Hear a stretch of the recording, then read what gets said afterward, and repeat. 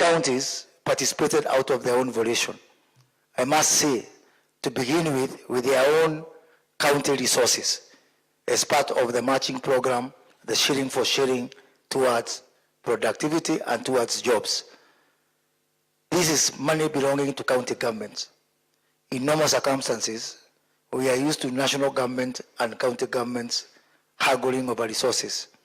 This is the first project where counties volunteered to donate resources and their money because they actually believe in this program. As we come to the end of the financial year and the passage of the finance and the appropriation bill and also the estimates, we are now going to move to the second phase where, to the best of the information I have from the Council of Governors, all the other 33 counties have indicated that they have already allocated, appropriated money in the budget so that they can also join this journey. So we are here today as part of furthering that cooperation to create jobs, to increase incomes, and to increase our national productivity. But one voice has been missing in that conversation. That is the private sector. That is why today we have brought here all our 3 leading business management organizations, the Kenya Private Sector Alliance, Kenya Association of Manufacturers, and the Kenya National Chamber of Commerce and Industry. So this tripartite arrangement is now taking shape. The national government on one side, the county government on the other side, and now the private sector who actually do the actual work. So why we're here today, Your Excellency, is to be able to understand each other and to give a chance for the private sector to catch up, because for the first time, government, both at national level and county level, is actually ahead of the private sector. But you cannot do this without the private sector. So we are here today to give the private sector a chance to catch up, to be part of this journey, so that together as a country, all regions of this country, all the counties, all the different persuasions and backgrounds coming together on something that is not disputed. So we are here today to focus on 7 value chains: the leather value chain, the textile and cotton value chain, the pyrethrum value chain, the automotive value chain, the housing value chain. All these value chains are what we have identified as part of the bottom-up economic transformation agenda as having the highest potential of lifting this country in terms of getting out of the lower middle income status to the upper middle income status. We can do it and we can create jobs. So let me take this opportunity to invite the private sector to make a presentation of how they see them working with the national government and working with the county government in this journey towards productivity, incomes, and jobs. And to present the private sector is none other but the Chief Executive Officer of the Kenya Private Sector Alliance, Madam Carol Kariuki. Welcome.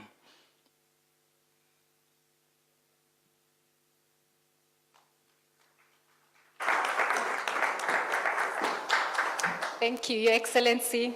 All protocols observed. We're going to start this conversation with a presentation, and that will be done by Anthony Mwangi from KM, who is the CEO of KM. And then after that, we'll have a panel where Your Excellency and our Chair of the Governors Council will join in, and I'll join in. And then from there, we'll be able to call a few as we do that. So let me ask Anthony Mwangi to come and make the major presentation on those sectors, touching very briefly, and it'll only take 10 minutes, and then we'll move into the panel. Thank you, Your Excellency.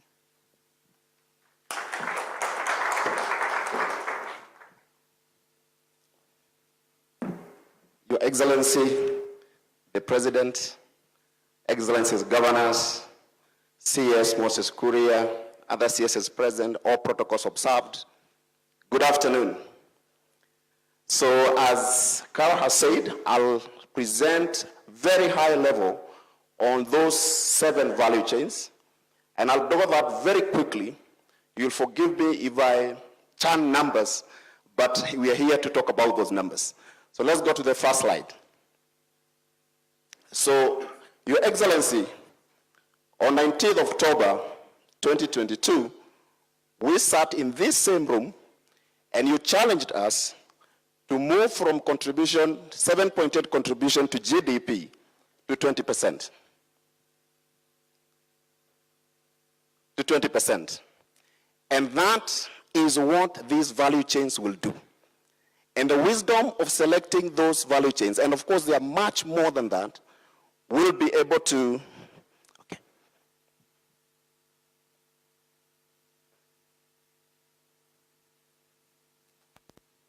Thank you, June. So we'll be able to move that contribution to 20%, as you said, 20 by 30. But what does that mean? That means that you're talking about 5 million jobs. We're talking about contribution, not only 1 trillion today, but 5 trillion. Let's go to the next slide. So these are the value chains that you're going to talk about in that order, starting with cotton. Next, please. Next. So a market of 300 million people. This is what we consider as our domestic market. The 5 countries in East Africa. These are the number of textile companies that we have in Kenya. But if you look at on the lower end, 85 billion worth of imports of apparel, of garments is what you're doing. 19 billion is what you call mitumba.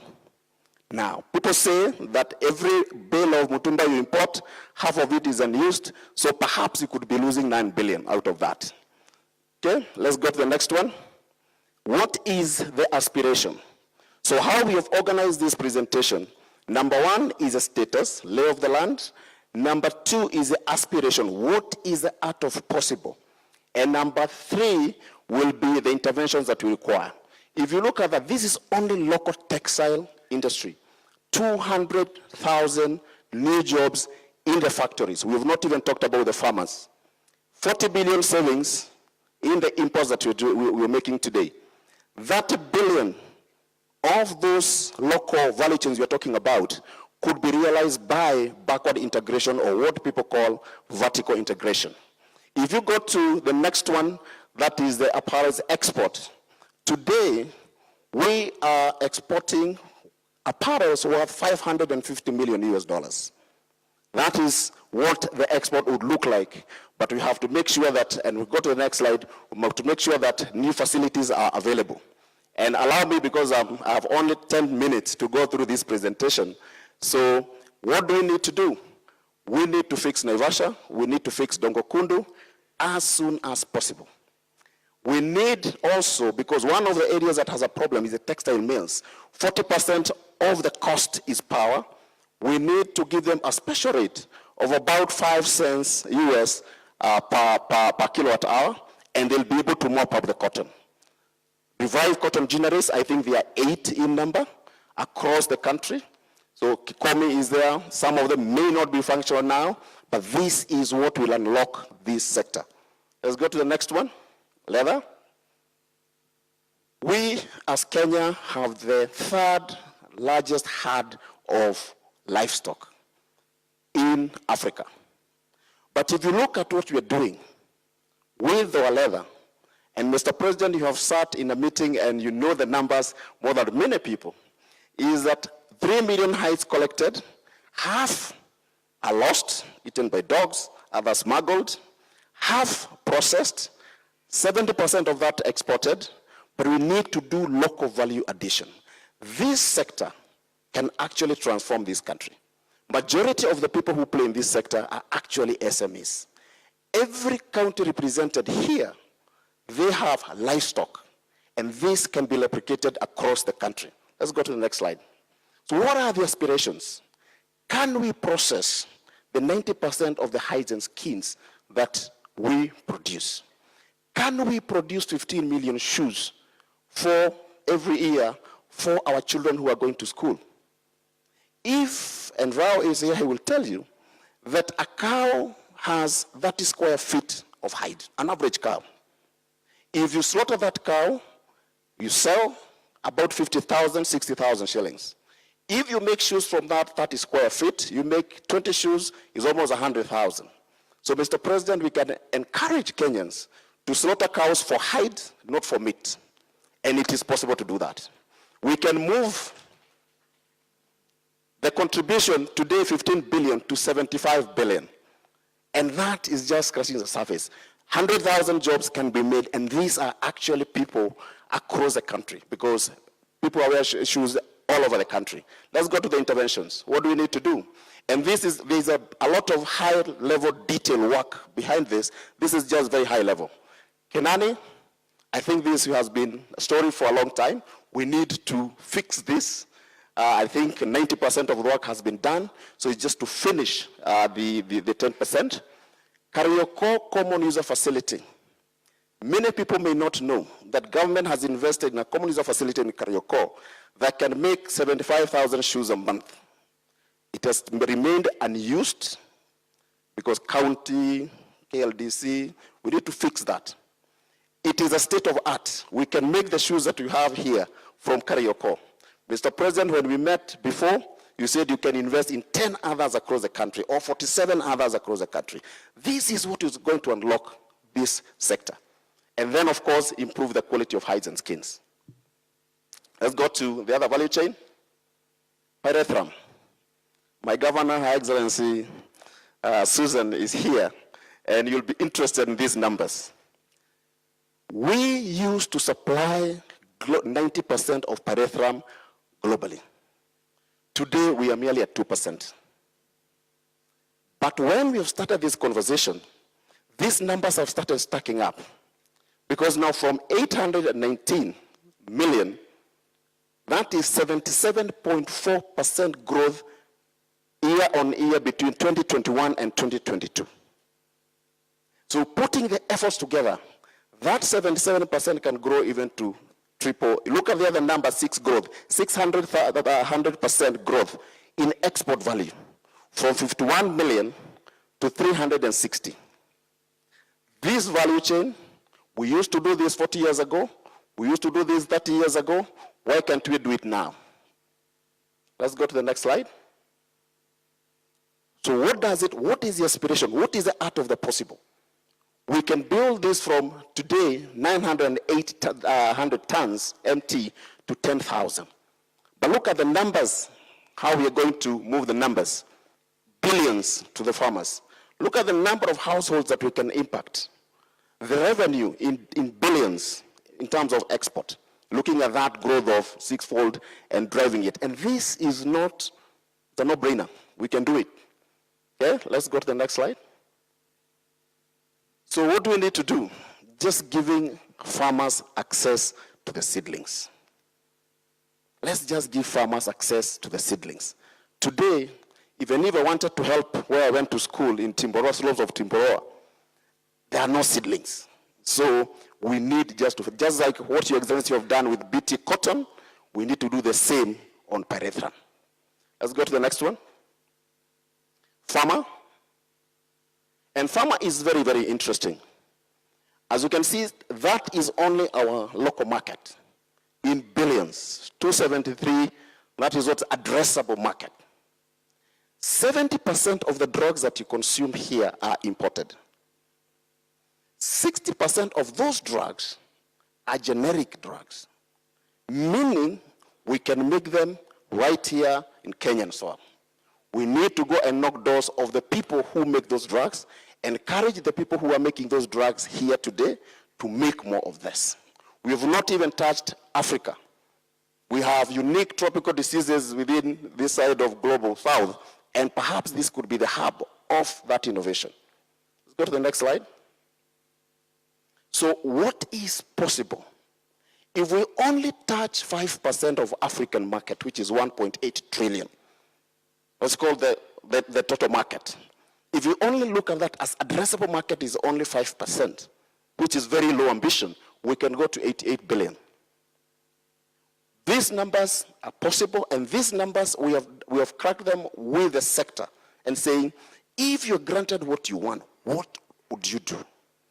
Let's go to the second value chain. So what do we need to do? We need to give incentives to the local manufacturers of pharma. Because today we are competing with a global, because these are big and heavy investment.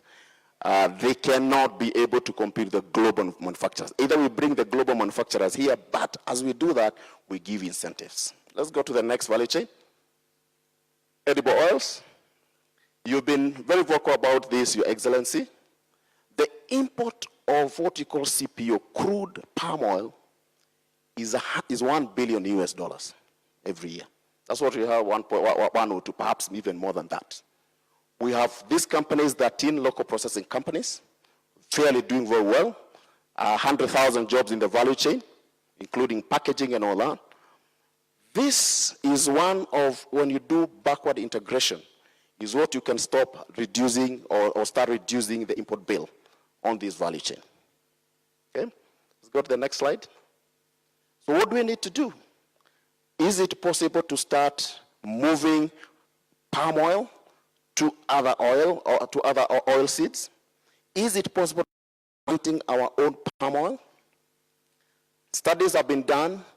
The Lower Tana and the whole of Western Belt and Lake Basin, we can be able to do edible, palm oil or palm.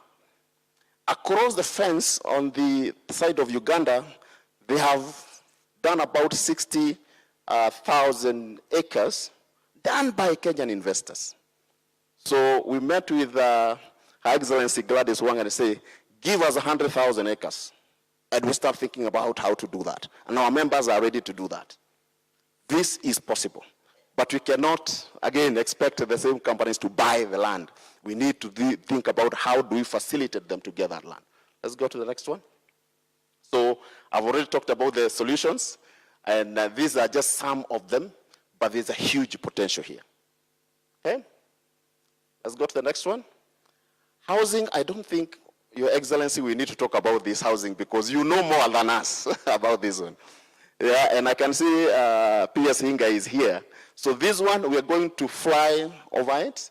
I think what we are seeing, the picture is even smaller than your picture that you have. So allow me, Your Excellency, not to talk about housing because I know P.S. Hinga, I could be in the panel that would talk about that. Let's go to the last one. I think the last one is automotive.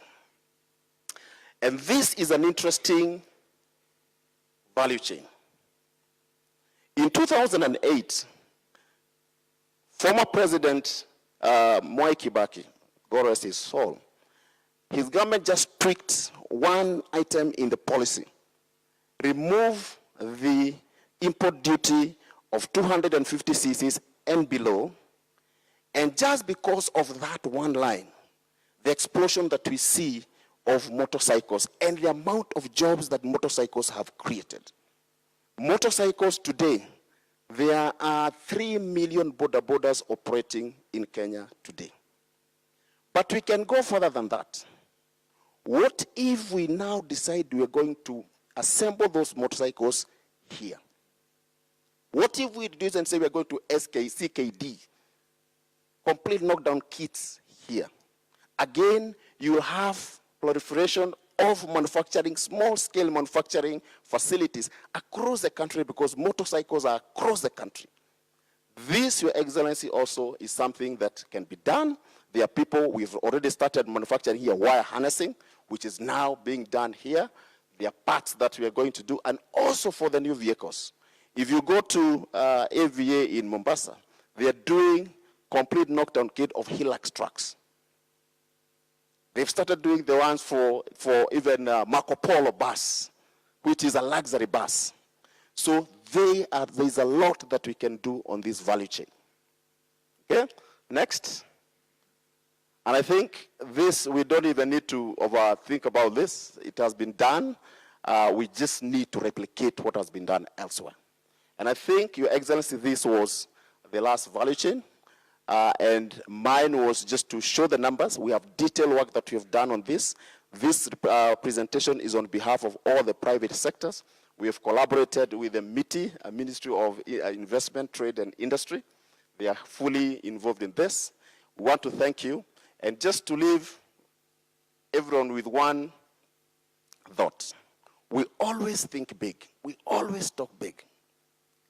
As we think big, let us, Your Excellency, start small, but start now.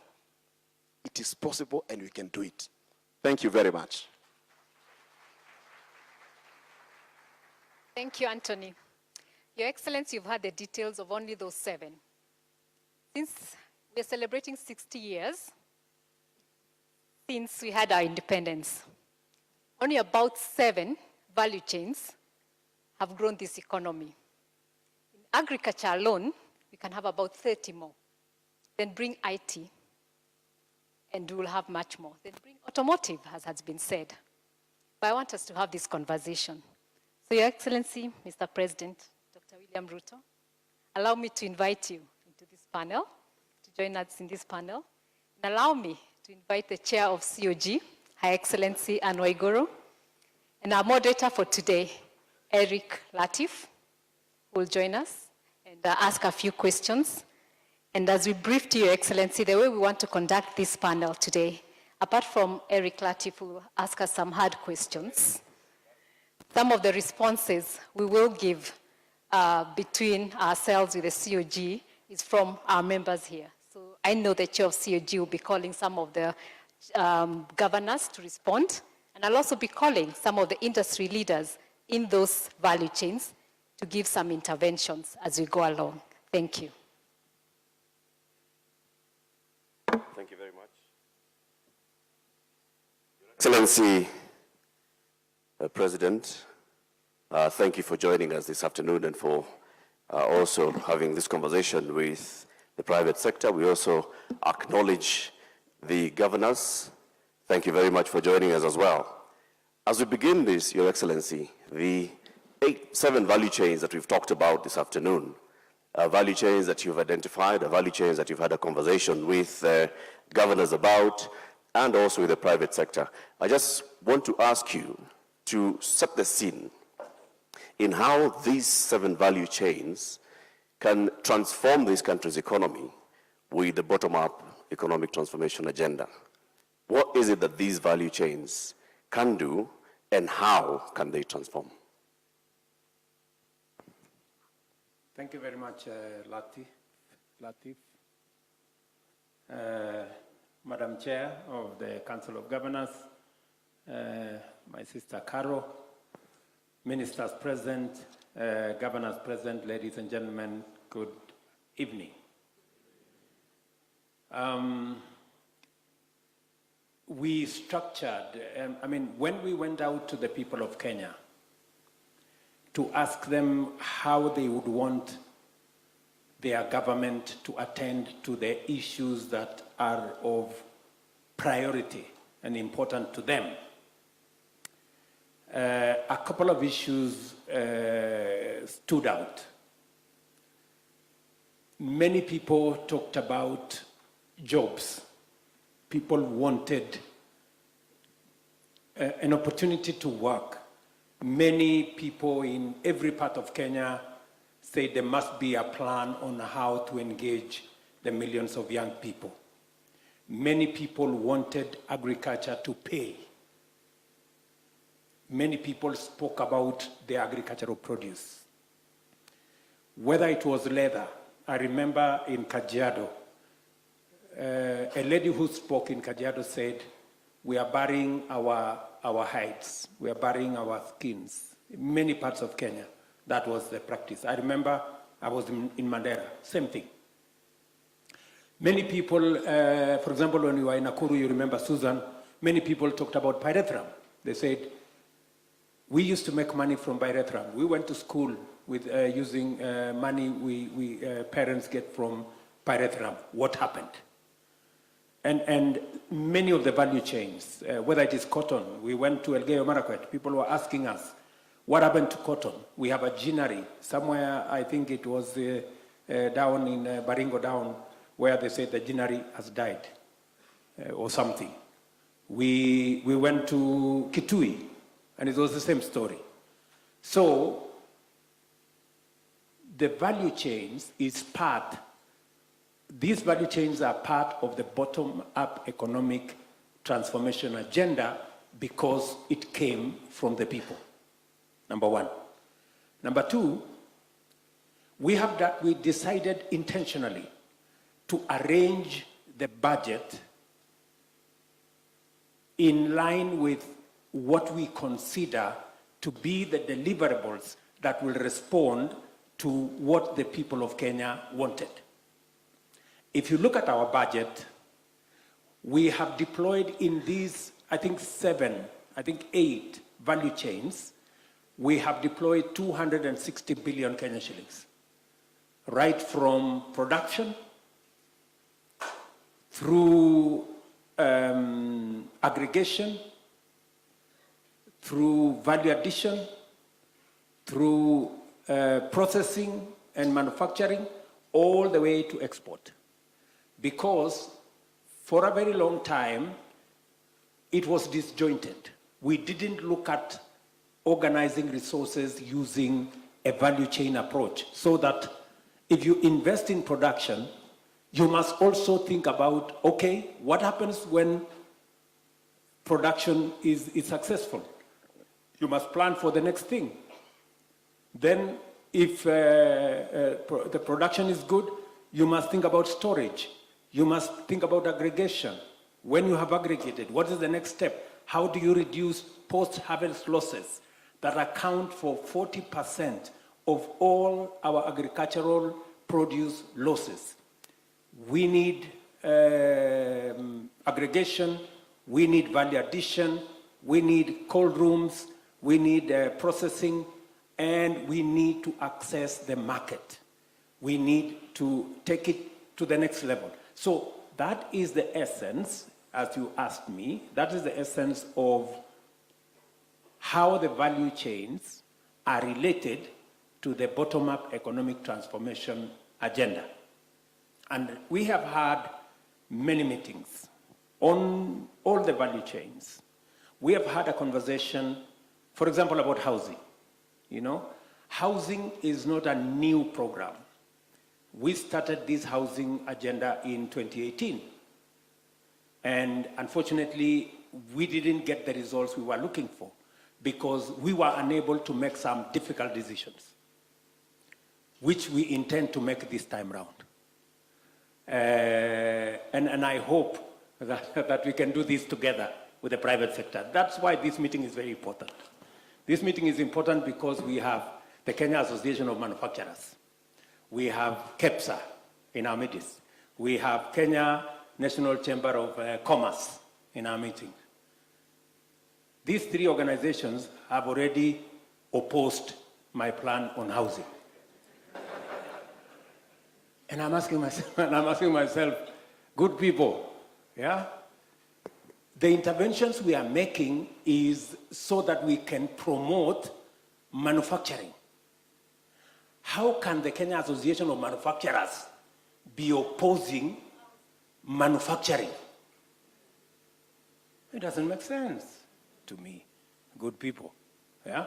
So that's why we need to have a candid conversation, because there is nothing new we are discussing. Nothing new. Everything we are discussing today, we have been discussing for the last 15, 20 years. The thing we have not been able to do is to make the decisions to move us forward. And you see, I am very amazed. I received the Prime Minister of Singapore. The great place we keep talking about. Oh, you know, Singapore, they were with us. You know, they were we were all in 1960. We were the same level. Today, Singapore is in the first world. Singapore was a slum like Kibera. All of you know that. You've seen the pictures. Singapore was like Kibera. But they made some difficult decisions. And that is why they are where they are, and we are where we are. It is as simple as that. Between us and Singapore, the gap is the ability to make decisions. So how can we be celebrating Singapore? You know, they managed to overcome the housing challenge. 85% of the people of Singapore today own a home. Less than 5% in Kenya own a home. Right? So we are celebrating Singapore because they made a decision on housing. We don't want to make the decision in housing and yet we want to become like Singapore. How is that going to happen? Not even by miracles, my friends. So I would really want to listen to us, you know, because, I hope I'm not being a bully. I'm just, maybe I should just say this slowly. I really want us as governments. The county governments have stepped forward, and I must congratulate the county governments. Out of 47 county governments, I think 42, 43 have already identified land for housing. Is it true, Hinga? Let us clap for our counties. They have stepped forward, you know? We have cracked the numbers. We've gone back, we've gone forth, we've done everything that we could. I was in Homa Bay. Gladys is there. I was with her, you know? At least the housing program in Homa Bay, I think is now on first floor or something. I was in different parts of Kenya. Now, good people, we have to be intentional. We have to be deliberate. We have to be practical for us to be able to move forward. Number two, let's go to leather. We have discussed leather many years, you know. Today, I was supposed to go to Kenanie. When I heard the story of Kenanie, I just cancelled because it is the same old story. Oh, you know, we are still doing this. Oh, you know, we are still... It's just a circus. We need to stop the circus. You know? We need to stop the circus and get on with what we must do, because the numbers are here. You know, our whole leather industry, despite us producing 3 million hides every year, 3 million skins every year, 18 million hides every year, we are still importing leather products, almost 10 billion every year. It is madness, isn't it? Right? And what is standing between us, and Rao will tell you, Rao is here, he's had this conversation with me many times. How do we face Rao and the leather industry that we are going to continue importing because we are unable to make some decisions? That whole exercise is standing between us. Today, we are generating maybe, I think, 17,000 jobs from the leather sector. We can generate 100,000 jobs with very minimal investment, just making the right decisions. Same thing, textile. It's the same story. I am very happy that there are many counties who have stepped forward, especially on the cotton value chain. And I have instructed Moses Kuria and team that we must get you the correct seeds for us to begin the journey to bring back cotton to where it is. We are now doing $500 million. It is a fraction of what we can do. And unfortunately, even with that $500 million, we are still importing almost 80% of the raw materials we are using to produce what we are selling to America. Just imagine how much money we would be making if we were using our own cotton. And we should be able to use our own cotton, good people. And it doesn't need rocket science. We just need to make the right decision. That's why we are putting money in cotton in our budget. In production, we are looking at ginning. We are looking at the whole value chain until we have the product that is good enough for our export processing zones and special economic zones. Same thing in edible oils. I had a conversation with the governor of Busia, and I'm very happy with what the governor of Busia is doing, because he has managed to mobilize the community to think about edible oil. We have a whole 100 billion Kenya shillings we are spending every year to import edible oil, which we can produce in Kenya. We've talked this over and over and over again. I sent this Moses Kuria to go to Indonesia so that he can go and I am happy the president of Indonesia will be coming here next month so that we can sign the necessary instruments for us to do, if not as good as Indonesia, maybe better. Let us go to Bairethiram. I have called you, Susan. Si nimekupigia simu? Nimepigia ule gavana wa Elgeyo Marakwet, Wesley, if he was here. Nimepigia gavana wa Uasin Gishu. I have tried to connect them with what is that company called? Kentegra and all the other people who want to buy because of people now realizing that synthetic pyrethrin is not the direction to go. Everybody is coming back to what we produce natural. We need to position ourselves as a country. I have had many meetings with the ambassador of America. They have stepped forward to say they will provide a market. You saw the numbers, the billions that will go to our farmers, the billions that will go to our processors. But we need to stop the talking. We just need to stop the talking, and we need to get on and do what we must do, you know? This good English, we keep talking here, I know numbers, you know. But when decision time comes, we can't make the right decision. We do this, I don't know what I was supposed to say, but anyway, my friend, I am so passionate about this thing. I am impatient with ourselves. We cannot continue to do this.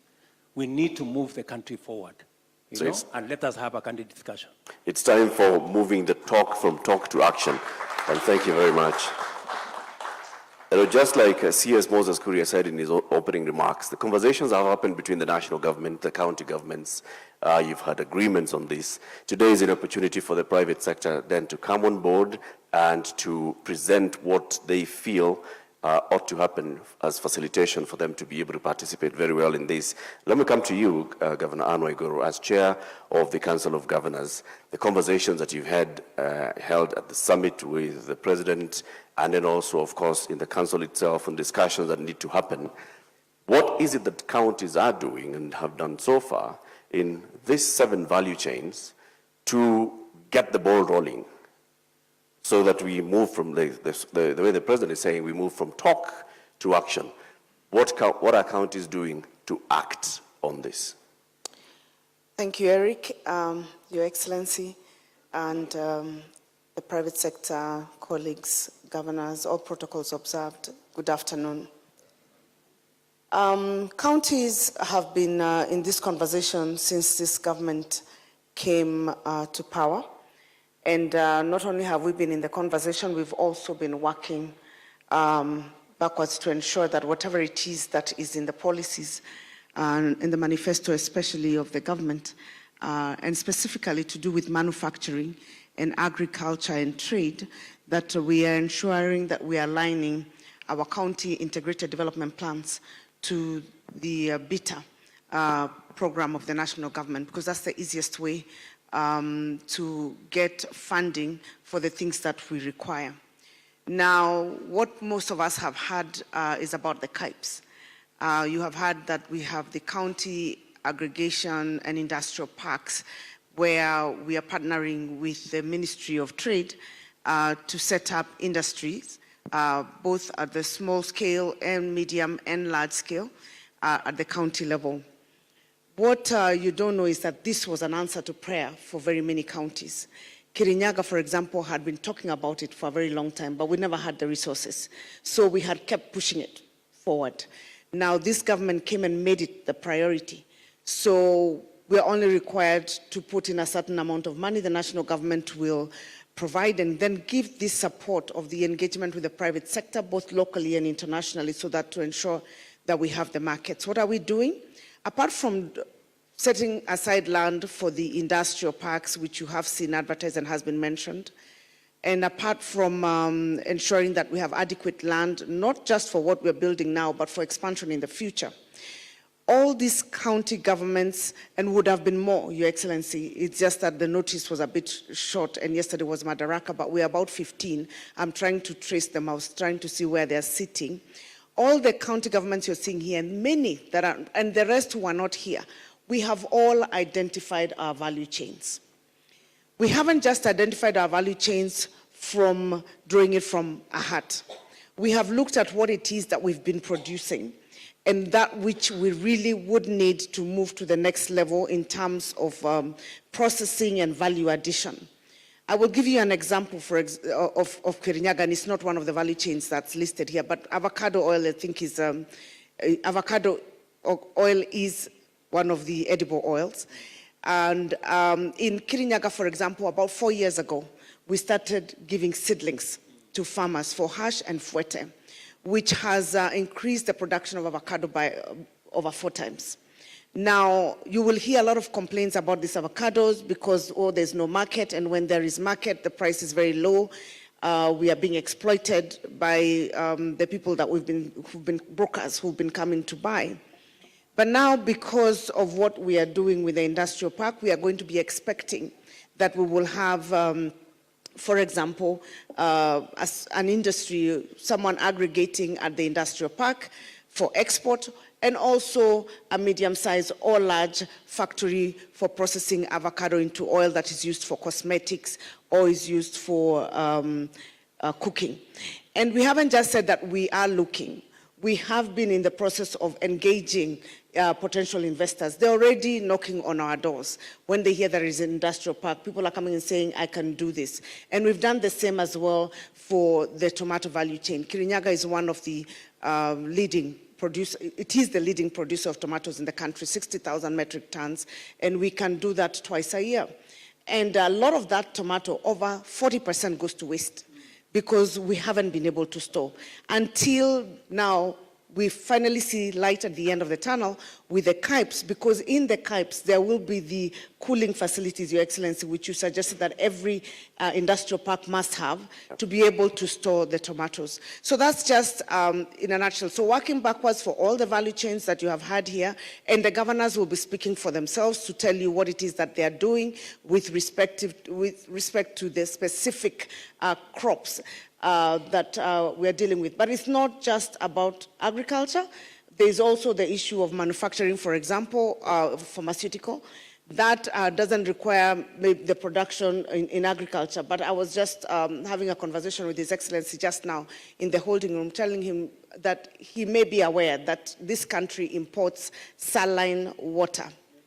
We don't produce our own saline water. We import saline water. So every water that is used in hospital for drips or for eye drops, it's imported. Yet we have rivers. Between me and Governor Ses, we have Nyamindi River, which has the cleanest of.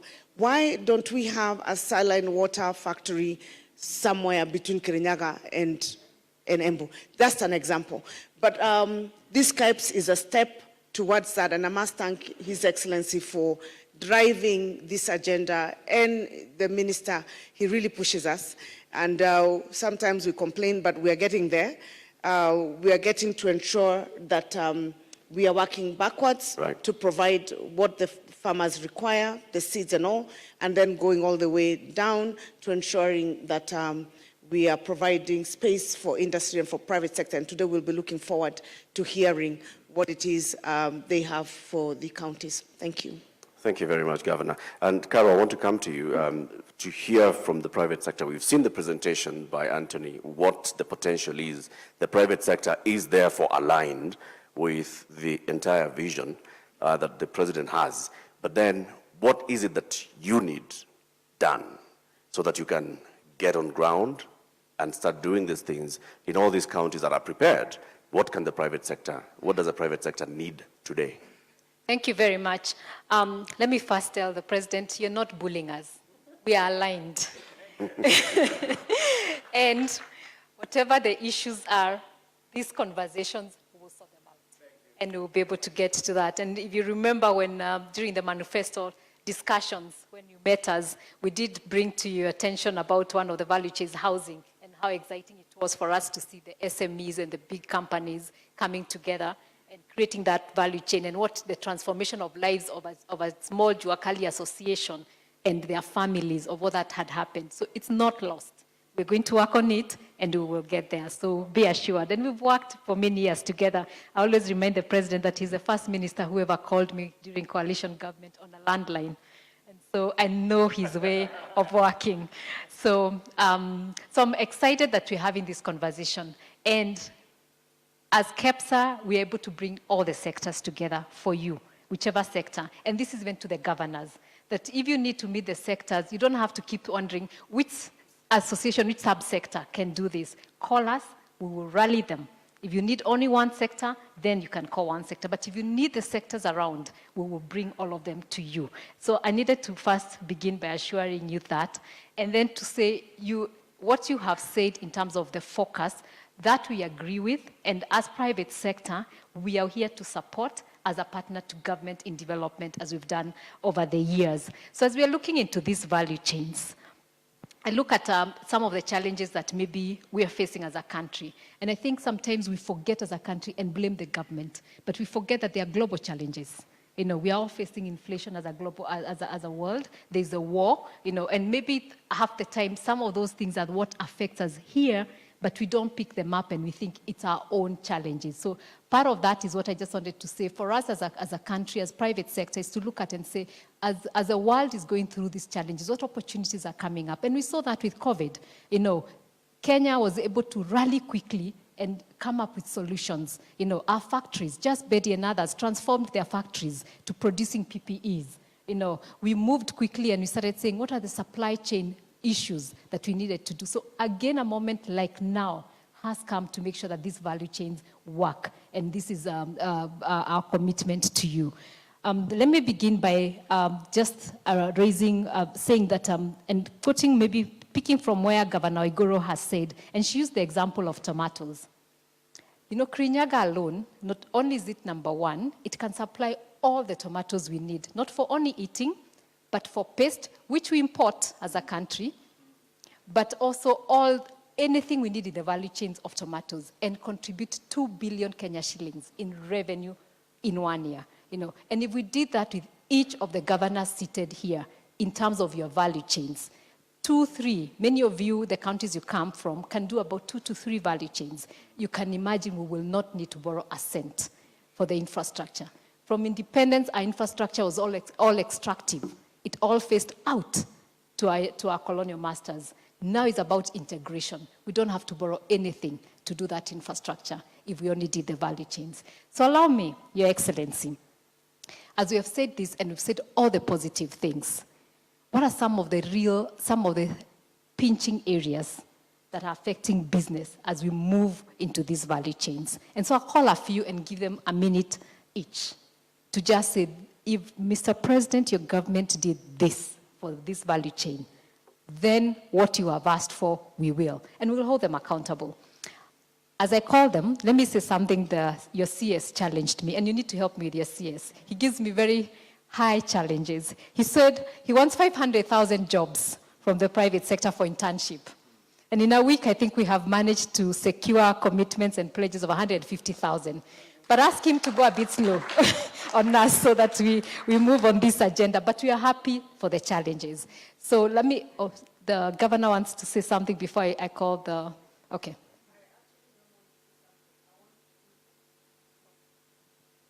Before sorry, Excellency, before you call the private sector, because I thought we were just doing opening remarks and then going to the different sectors, allow the governors then to first talk about their value chains before then we hear the response from the private sector, because I thought we were still at the opening remarks. If you'll allow me, I will ask Governor Susan to talk about pyrethrum, and then I will ask Governor Wanga to do cotton,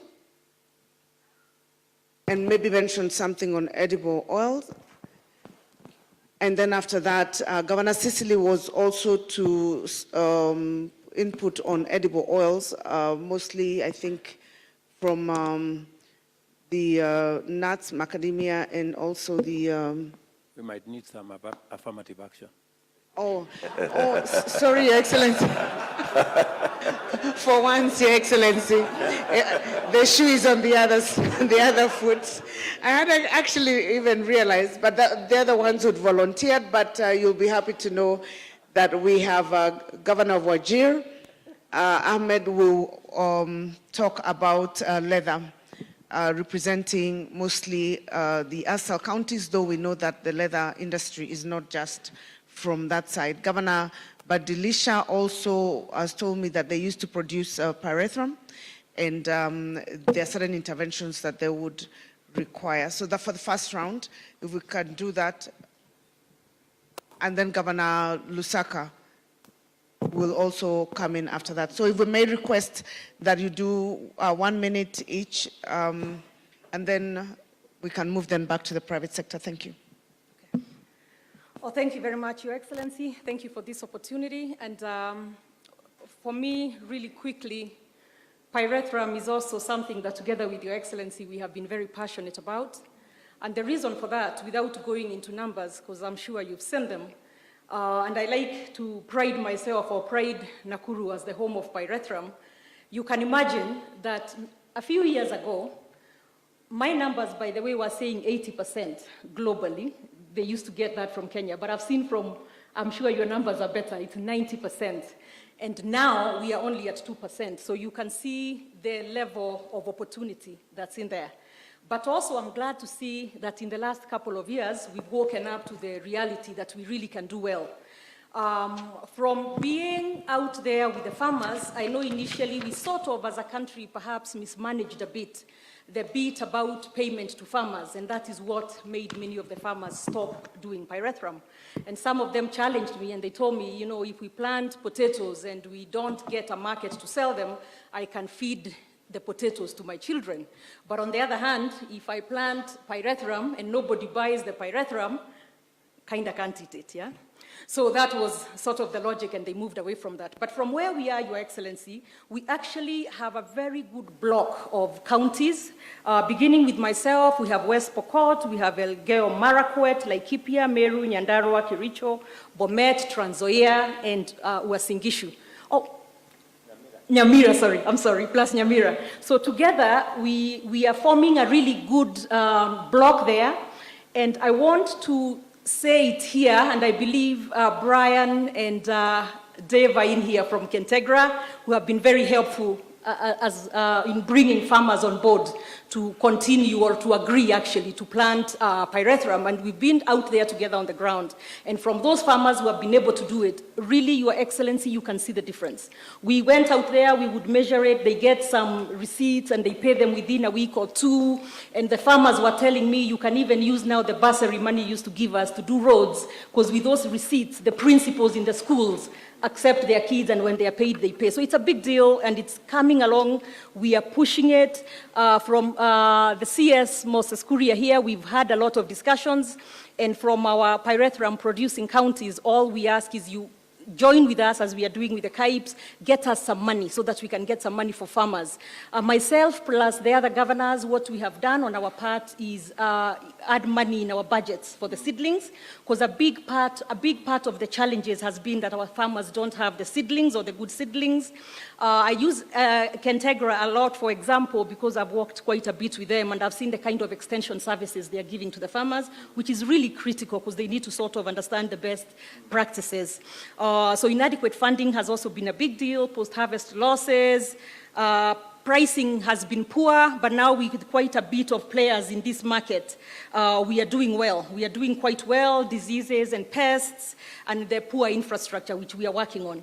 But to combat that, we are, like I said, putting in our budgets money to help the farmers, which together, hopefully, the national government will help us a bit, and together we can get this moving. And we have quite a few players as well from the, like I said, the Pyrethrum Processing Company of Kenya, Kentegra, Africam, botanicals, all green and all that. In addition to the seedlings, we are also providing, in partnership with the stakeholders, some of these partners here, we are providing modern dryers for this pyrethrum for the farmers, which is also going a long way in their being able to get good pricing for their pyrethrum. I'm finalizing now, I can see you're moving. So we are working very hard on this value chain, and in addition to that, as a county, we are bringing or mobilizing the farmers together so we can form cooperatives for better bargaining power, and as well as pyrethrum growers associations and that sort of stuff. So that is where we are. I won't take much longer than that, but I'm glad our numbers are going up, and I promise you, Your Excellency, that we are going to really run with this and get us back to where we used to be. Thank you. Governor Wanga.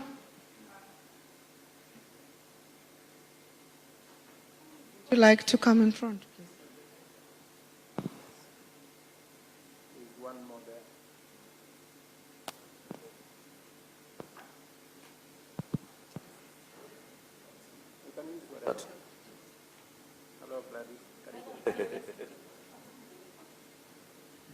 Thank you, Excellency. Let me thank you for leading all of us to leave NATO, which is not the North Atlantic Treaty Organization, but no action, talk only. And so we are very happy that we've now moved with the KIPES. And when this came up in Naivasha, Your Excellency, we said this is what we've been, you met us where we were going in terms of getting our industrial parks together. So I think that's a step in the right direction. Now, speaking about cotton and the cotton value chain, I think what we need, as you said correctly, is the correct seeds. In Homa Bay, for example, we've now, using the NARIG money under the World Bank, mobilized farmers in their cooperatives and supported them. But now, we've now registered over 12,000 farmers with about 15,000 acres of land. If you calculate how much seeds we need about 22,500 kilos of seeds. And we had already talked to our farmers about BT cotton. But now it's become very difficult to access the seed. I'm glad that the ministry next week will be coming to Homa Bay with 3,500 kilos of seed.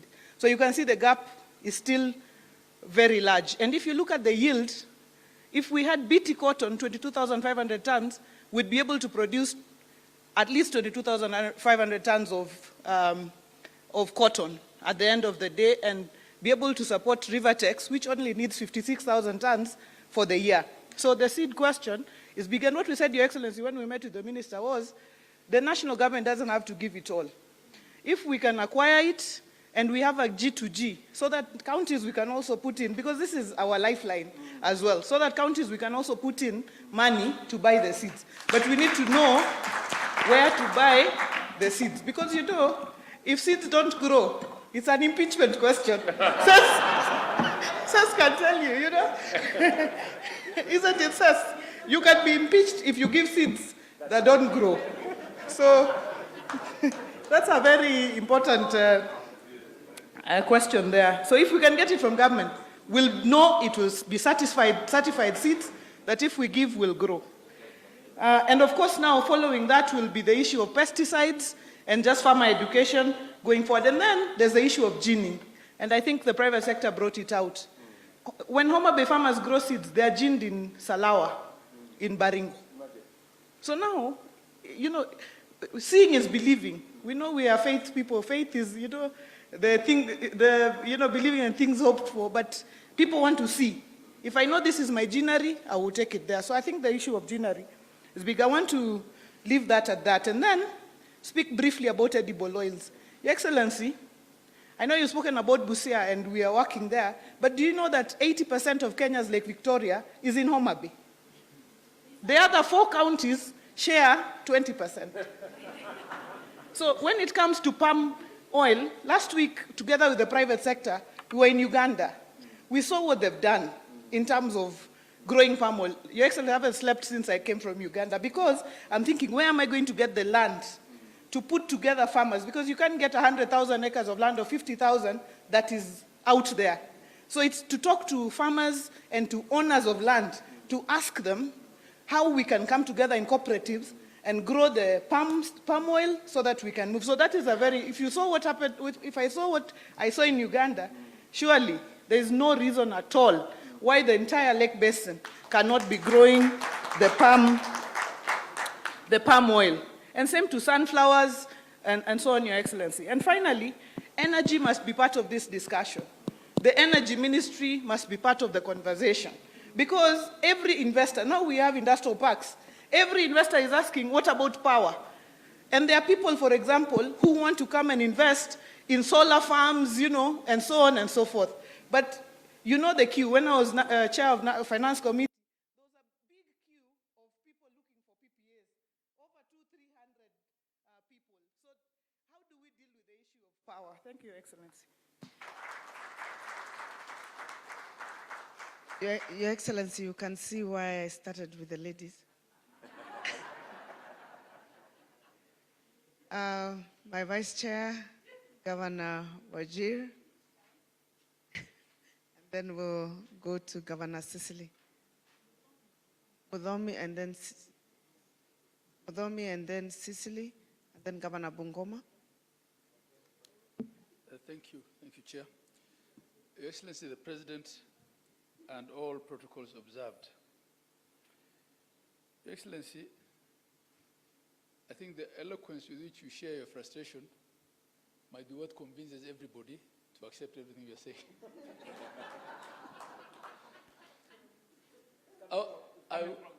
I was so convinced about this housing thing. I wish the parliamentarians were also here. Your Excellency, I think we also share the same frustration because we've been saying the same thing. My name is Ahmed Abdullahi, Governor of Wajir, Vice Chair of Council. We've been saying the same thing in all our counties. I first started getting into the political space, not contesting but supporting someone in 2002.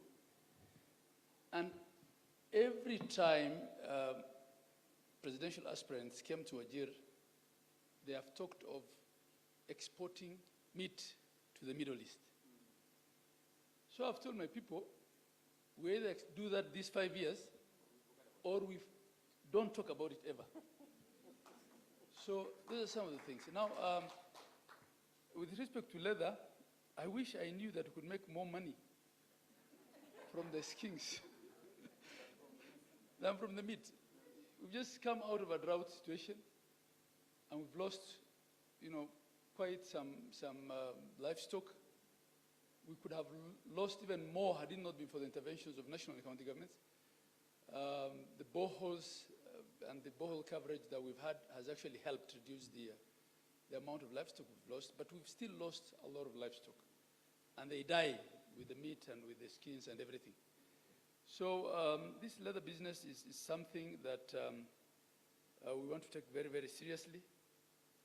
In a number of counties up in the north, because we keep being reminded that we have the third largest herd in Africa, a lot of that herd is sitting in south, in arid and semi-arid counties. And I also saw that the gentleman who was presenting, when he was talking about the hides and skins, he didn't include camel hide. Right? And I'm sure that could be quite useful as well. So there's all these abattoirs that were started in these northern counties that are half complete. Some have the structures complete but not equipped. And a lot of them also have factored in some tannery in them. So probably we need to then have a conversation with Moses and his team to see how best to complete this. And we don't mind giving them to the private sector, actually, because government is not very good in running business. We can agree that you come, and I would want to encourage the private sector to come out into these arid counties so that you're not taking your money only to the usual suspects. The risk versus return, probably there's better return if you take bigger risks. Come out to our counties, see what there is. There's a lot of value chains. Everything that's been said here, including cotton, can also happen up in the north. There are pictures I sent to you, Your Excellency, the other night of farms in Wajir we have sensitized people about farming so much that now we don't know how to cope with it. We can't deal with the land management issue because everybody is fencing off land to farm. We don't have sufficient storage. Every other day, my CC sends me pictures of onions and millets farms. We just don't know even how to deal with it now. We don't have the cold storage in place. So from one end of the continent of producing nothing, we might go to the other end. We might have the glut that Ukambani had a few years back with green grams. So for this leather, and there's a lot more that can be done. We are, sold to this idea, and we're willing to work with those in the private sector to come and invest in this sector. And there's a lot of hides and skins that people just waste. We use it as sleeping mats. Sometimes we throw it on top of our thatched houses as roofing. So if we can show that there's money, definitely it's something that we're willing to sensitize our people on. And we also will endeavor to complete this abattoirs. My sister has spoken about electricity. It's a challenge in the far-flung areas. Your Excellency, this week, 3 times, my people threatened to ban the KPLC gensets, the diesel generator gensets, because we have had electricity rationing in Wajir town for the last 5 years. For the last 5 years. And the generator sets that came, I think some weeks back, both of them failed because they're old generators. So electricity is a problem. I went to India some time back, about 2 months back, to a place called Ahmedabad. And by local law, every house must have solar panels on its roof. And they generate electricity, which goes back into the grid. So if what you produce in your house is more than what you consume, you actually make money from the grid. And we're wasting all that sun up in the north. So probably we also need to look at how to force Ketraco to take its transmission lines to Mandera, and together force everyone to have solar panels on their rooftops to generate enough electricity and make it cheaper for these producers. Thank you, Your Excellency. Thank you. Thank you. It's a brilliant idea on energy, Governor Mudomi. And as you come in, Governor Mudomi, respectfully, I'd like to remind us about time. So if you can just make your remarks short so we can continue the conversation, and hear as well from the private sector who will have questions for you. And I'm sure you also have questions for the private sector to engage you. Thank you, Your Excellency. You know, politicians, sometimes when they see the microphone, we tend to speak longer, even when it's not necessary. But I'll keep it very short. When I was waking up to speak, and Anne said, Governor Mudomi, Korea asked whether there's any manufacturing in pulses. And Your Excellency, we do not have to have real manufacturing to add value. In this country, we have a lot of counties that are producing pulses that are going to the market and fetching the wrong value just because our farmers are not organized. And me, I'll just talk about 2 things. I'll talk about the power of numbers in between our counties, because now we are going to have 47 mini centers for value addition. And if you're not careful, everybody needs to be stuck with their own small numbers. And that is why we must have a conversation between ourselves in what we can be able to do within our individual counties, coordinating or collaborating with the neighboring counties. I'll give a very good example. I've been having a conversation between Governor Ann, Governor Barire, and the Meru County about what we produce. There is no value in having tannery in Darkanidi, having another one in Embu, another one in Meru, and that each one of us has small manufacturing with cost. And that is why we've agreed that CES can bring me the hides and the skins. Same with Anna Igoro, because she doesn't have a lot of animals, because she does a lot of rice. And we have now manufacturing that is based on numbers. And lastly, if that makes sense, of course, to most other counties, it is going to be duplicated all over so that we can be able to have the value of the numbers in having synergy in one production. Your Excellency, you gave me a call the other day and gave me instructions, which I took very seriously. You're not aware that when you called me about the green grams, our people had gone slow on production because of the same problem that Governor of Kitui is experiencing of the prices. So what we did an emergency and we bought certified seeds. And the production at the moment is so high, not just in Tarakanidi, in Kitui, and even in Embu because the rains were good. And now there's an outcry because we already announced to them the government is going to take over through the National Trading Corporation and buy the same.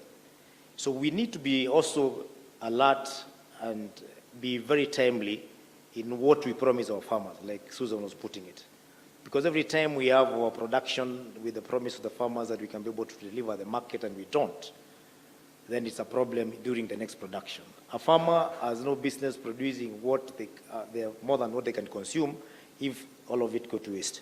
But I'm happy I'm speaking to the people who are involved in manufacturing, in value addition, which is Kenya, which is KEPSA, and we're in the right market. So again, as I finish, kindly, Mr. Skuria, let us see what we can do with the National Trading Corporation.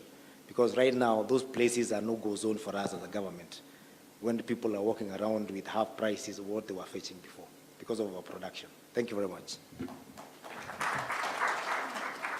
I think we will cede the space now to the private sector so that the conversation goes on the other side. And if there's another round of questions, then the governors who haven't spoken the opportunity to contribute and also respond to the private sector questions. Thank you. Thank you, Chair. As we begin this conversation, what we did, Your Excellency, we didn't invite all the sectors.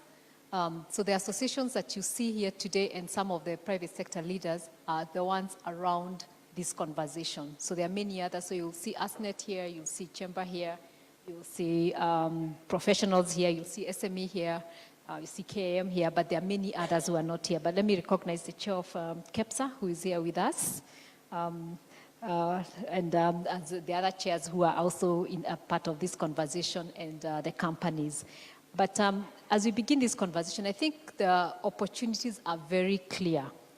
The challenge we've had is on the competitiveness. Your Excellency, remember when we were doing the ease of doing business, we did so well, from 189 in 2014 to 56 by 2020. You know, and we worked very closely. I think you're the one even who launched that conversation with World Bank and ourselves in 2014. But the challenge that has remained is on competitiveness. If you look at our imports, they've continued to increase while our exports remain constant. And that's what we need to change with these value chains. And the areas that I think are a problem for us on competitiveness are cost of raw materials. And so it's music to my ears when I hear Her Excellency Gladys Wanga talk about what to do with edible oils.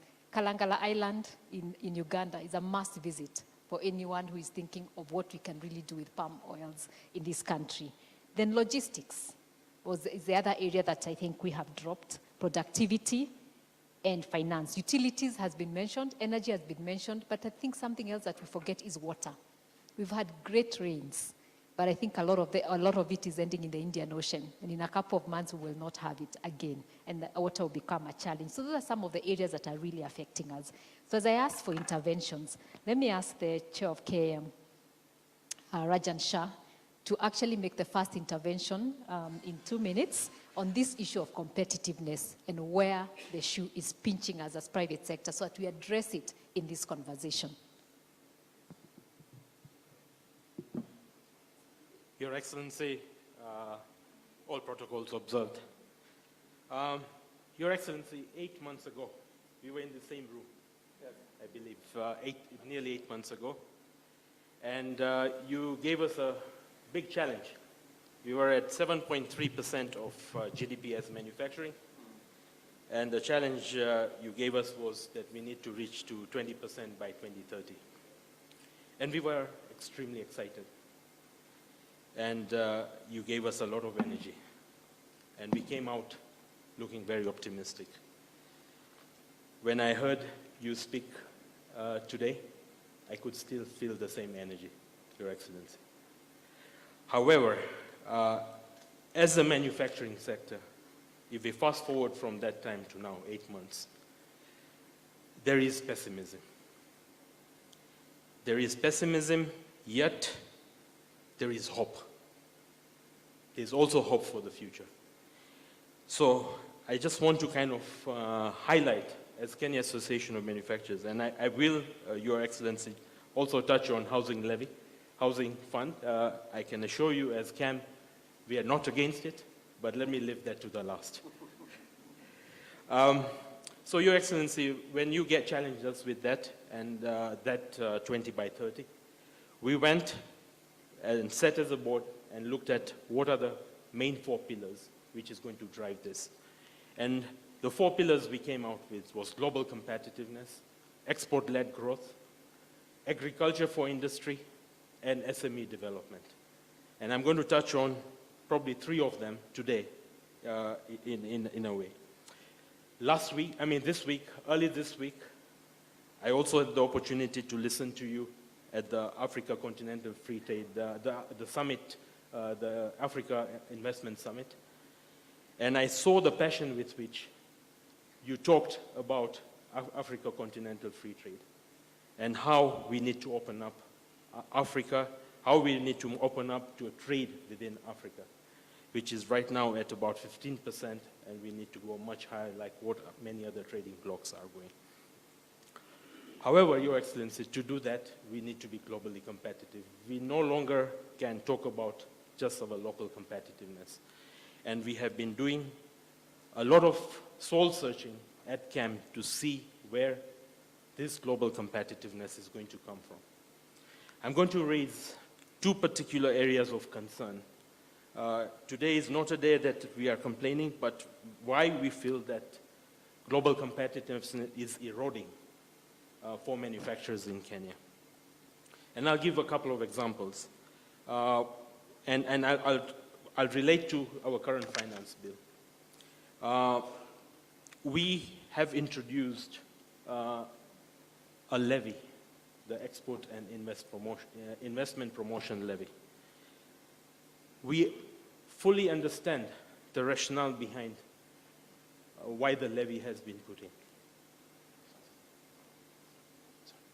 Yet, we feel that this is a kind of a tariff which is going to hurt manufacturing. And let me just kind of quickly give you the genesis of how industrialization in Kenya has happened. When industrialization started post-independence, we could only get into conversion industries. Industries downstream where we are converting certain intermediate products into finished products. And over the last 3 to 4 decades, we have gotten strong in that sector of the industry.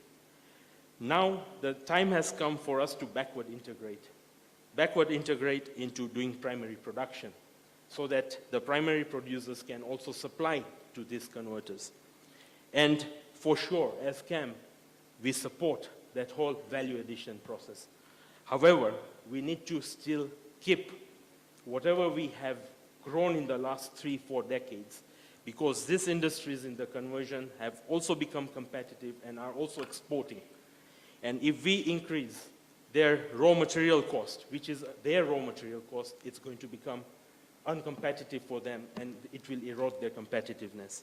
Yet, at the same time, we can find ways how we can ensure the primary producers who are making huge investments can still be supported to become competitive so that they are also, and I'll give you examples of the steel, cement industry. We're talking about the clinker, the industry that we were together, Your Excellency, when we opened the plant of Devki in Samburu, making billets, one of the first of the kind. And we have to be highly applaud investors who are coming with those huge investments. However, how do we work with them and have more targeted interventions to be able to make them globally competitive so that they can not only have to just sell in Kenya, but they can sell in the whole of the rest of Africa. And towards that end, we are happy to work together to be able to support that, rather than to bring in levies which is going to hurt the entire industry and will also erode our global competitiveness. So, Your Excellency, that was one area. The second one, which is not connected to the finance bill, is our other big factor of production, which is wages. We understand how we need to create employment. We need to, definitely we have a big job. We are talking about 5 million youth that need to be employed. And to do that, we need to think a little bit differently. We need to look at our labor laws. We need to change with times, Your Excellency. The world is changing where now there are mothers who want to work from home. There are also mothers who only want to work part-time. And yet our laws are inflexible and do not allow those kind of working methodologies. And more importantly, Your Excellency, we need to bring productivity-based pay. By doing productivity-based pay, we are going to probably put more money in the pockets of our employees than how we are doing right now. We are also going to become more globally competitive through productivity-based. And as the private sector, we are willing to work with the government to find solutions around that. I want to touch on one more thing. I'm sorry I'm taking a bit of time. Kenya Association of Manufacturers has also on the pillar of agriculture for industry. I was so glad to hear today the governors talking here about how they want to kind of add in this whole value chain. We just started this initiative last month. And Your Excellency, what we are doing, 1/3 of our membership is made up of the food and beverage sector. Their raw material is the food crops which are being produced in each of these counties. We are calling them sector by sector. There are 34 value chains we are looking at. And we are looking at their demand and how they need their demand, what varieties of the raw material they need, what price they can pay, and what consistency of supply. And now we want to work backwards. And I already spoke with Governor Waiguru that we want to work with all the counties and see how we can link together. We are also working with banks to see how we can organize our producers to be able to kind of finance the production. So I'm very excited. In fact, I personally am in the value chain of pulses as well, all grains. I was sad to hear from 2 of our governors, they cannot sell their pulses. And yet, the problem I have as a manufacturer, I can't get enough of it. And I paid the highest price last year, and still I could not get enough. So, Your Excellency, there is a disconnect. And as private sector, we need to see how to connect the dots here. Lastly, Your Excellency, around the housing levy, I can assure you that as CAM, we are not against the whole concept. In fact, the whole concept of saving is something, the culture of saving is something very important. This is what Singapore did at a saving culture of 45%. That is how they grew their economy. And I think the saving culture is extremely important. Where, Your Excellency, and I will honestly be candid, where private sector, when they interrogated this, we felt that there were questions being asked. We have seen in the past various other projects which have sometimes gone to waste or issues of governance of the funds. And these were questions being asked by our private sector. We also want to, our own members are hurting right now in business. So they are saying, can we afford it right now or can we go progressively? So Your Excellency, I can assure you, we are not against, we can sit, we can talk, and we can find solutions, and we can progressively build this so that we can also prove the concept and at the same time work together, because no one can be a better beneficiary than the manufacturing sector through all the construction material. Thank you, sir, and let's keep on engaging.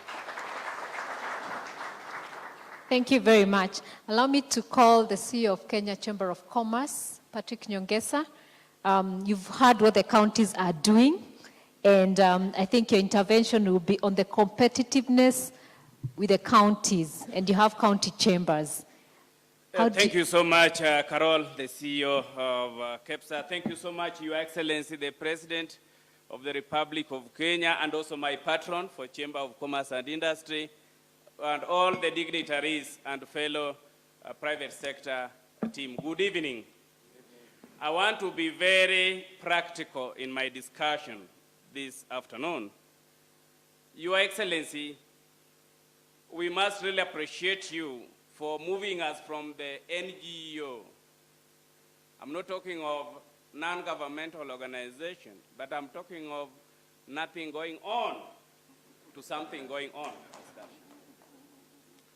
It is true, I've been listening from the remarks of His Excellency, the remarks of the governors and industry players.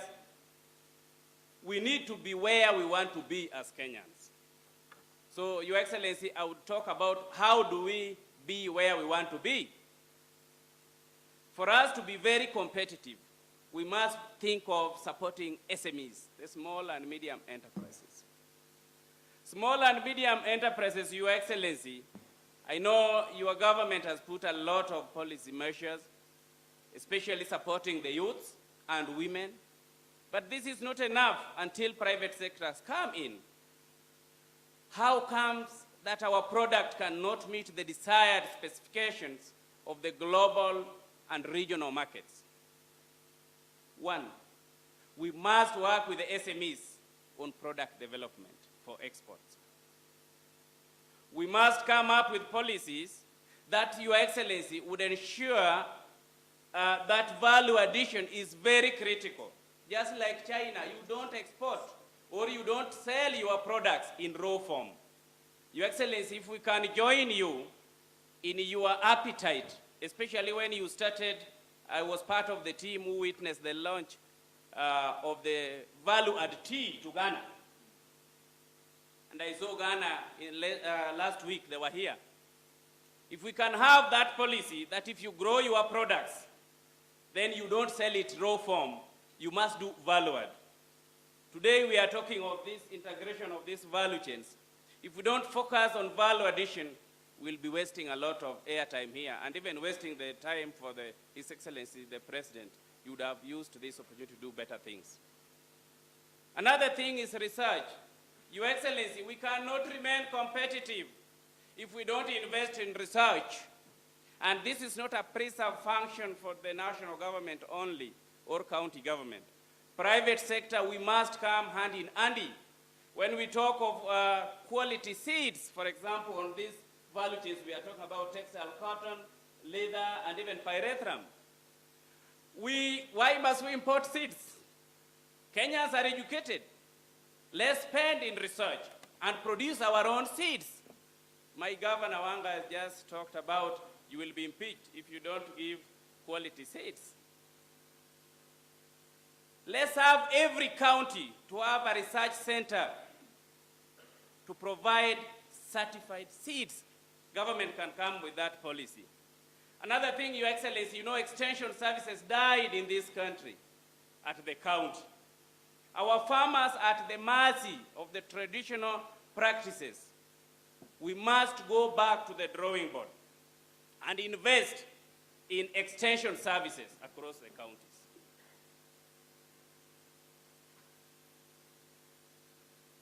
Let our extension services support the small-scale farmers so that the small-scale farmers would be able to enhance on productivity.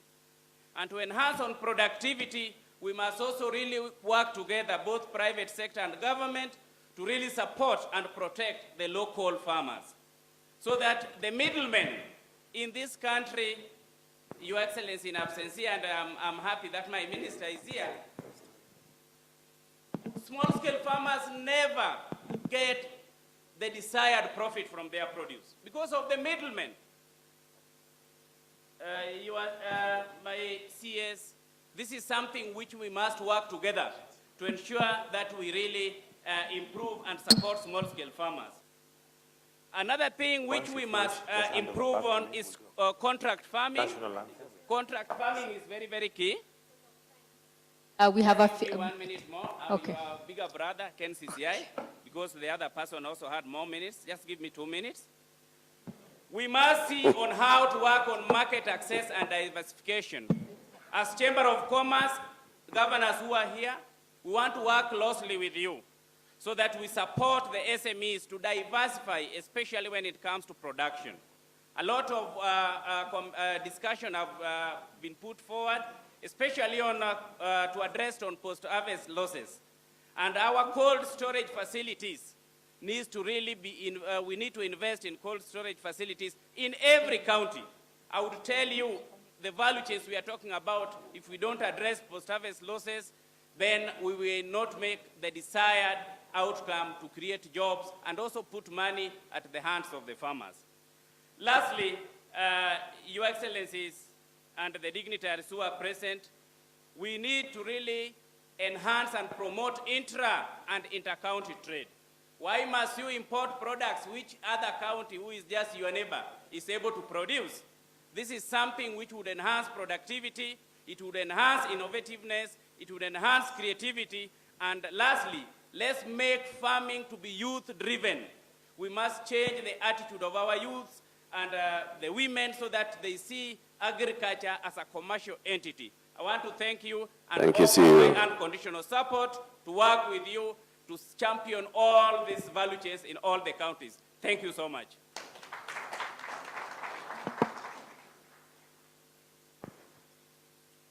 Thank you. In the interest of time, as we had said earlier, we want to have a conversation. This is a discussion between the private sector and government at national level and at county level. And we, of course, are very grateful that we have the governors here. We have the president who's talked about the big picture, and he's here also to respond to some questions. I think, Caro, can you talk about the specific value chains? We have heard of the investment in the pyrethrum sector, of cotton, in the cotton industry, of the leather industry as well. Players who are in this sector and who have issues that they'd like to ask of the president or the governors that it need to be addressed so that, like the president said, it's not about talk anymore, it's about getting things done. What is it that the private sector needs to see or to leave out of this room with today that they can actualize this vision going forward? Okay, thank you very much. Let me call just Betty on cotton and textiles. Please, a minute and a half, just the asks on this sector, especially because you're saying that our issues are competitiveness, is not the opportunities.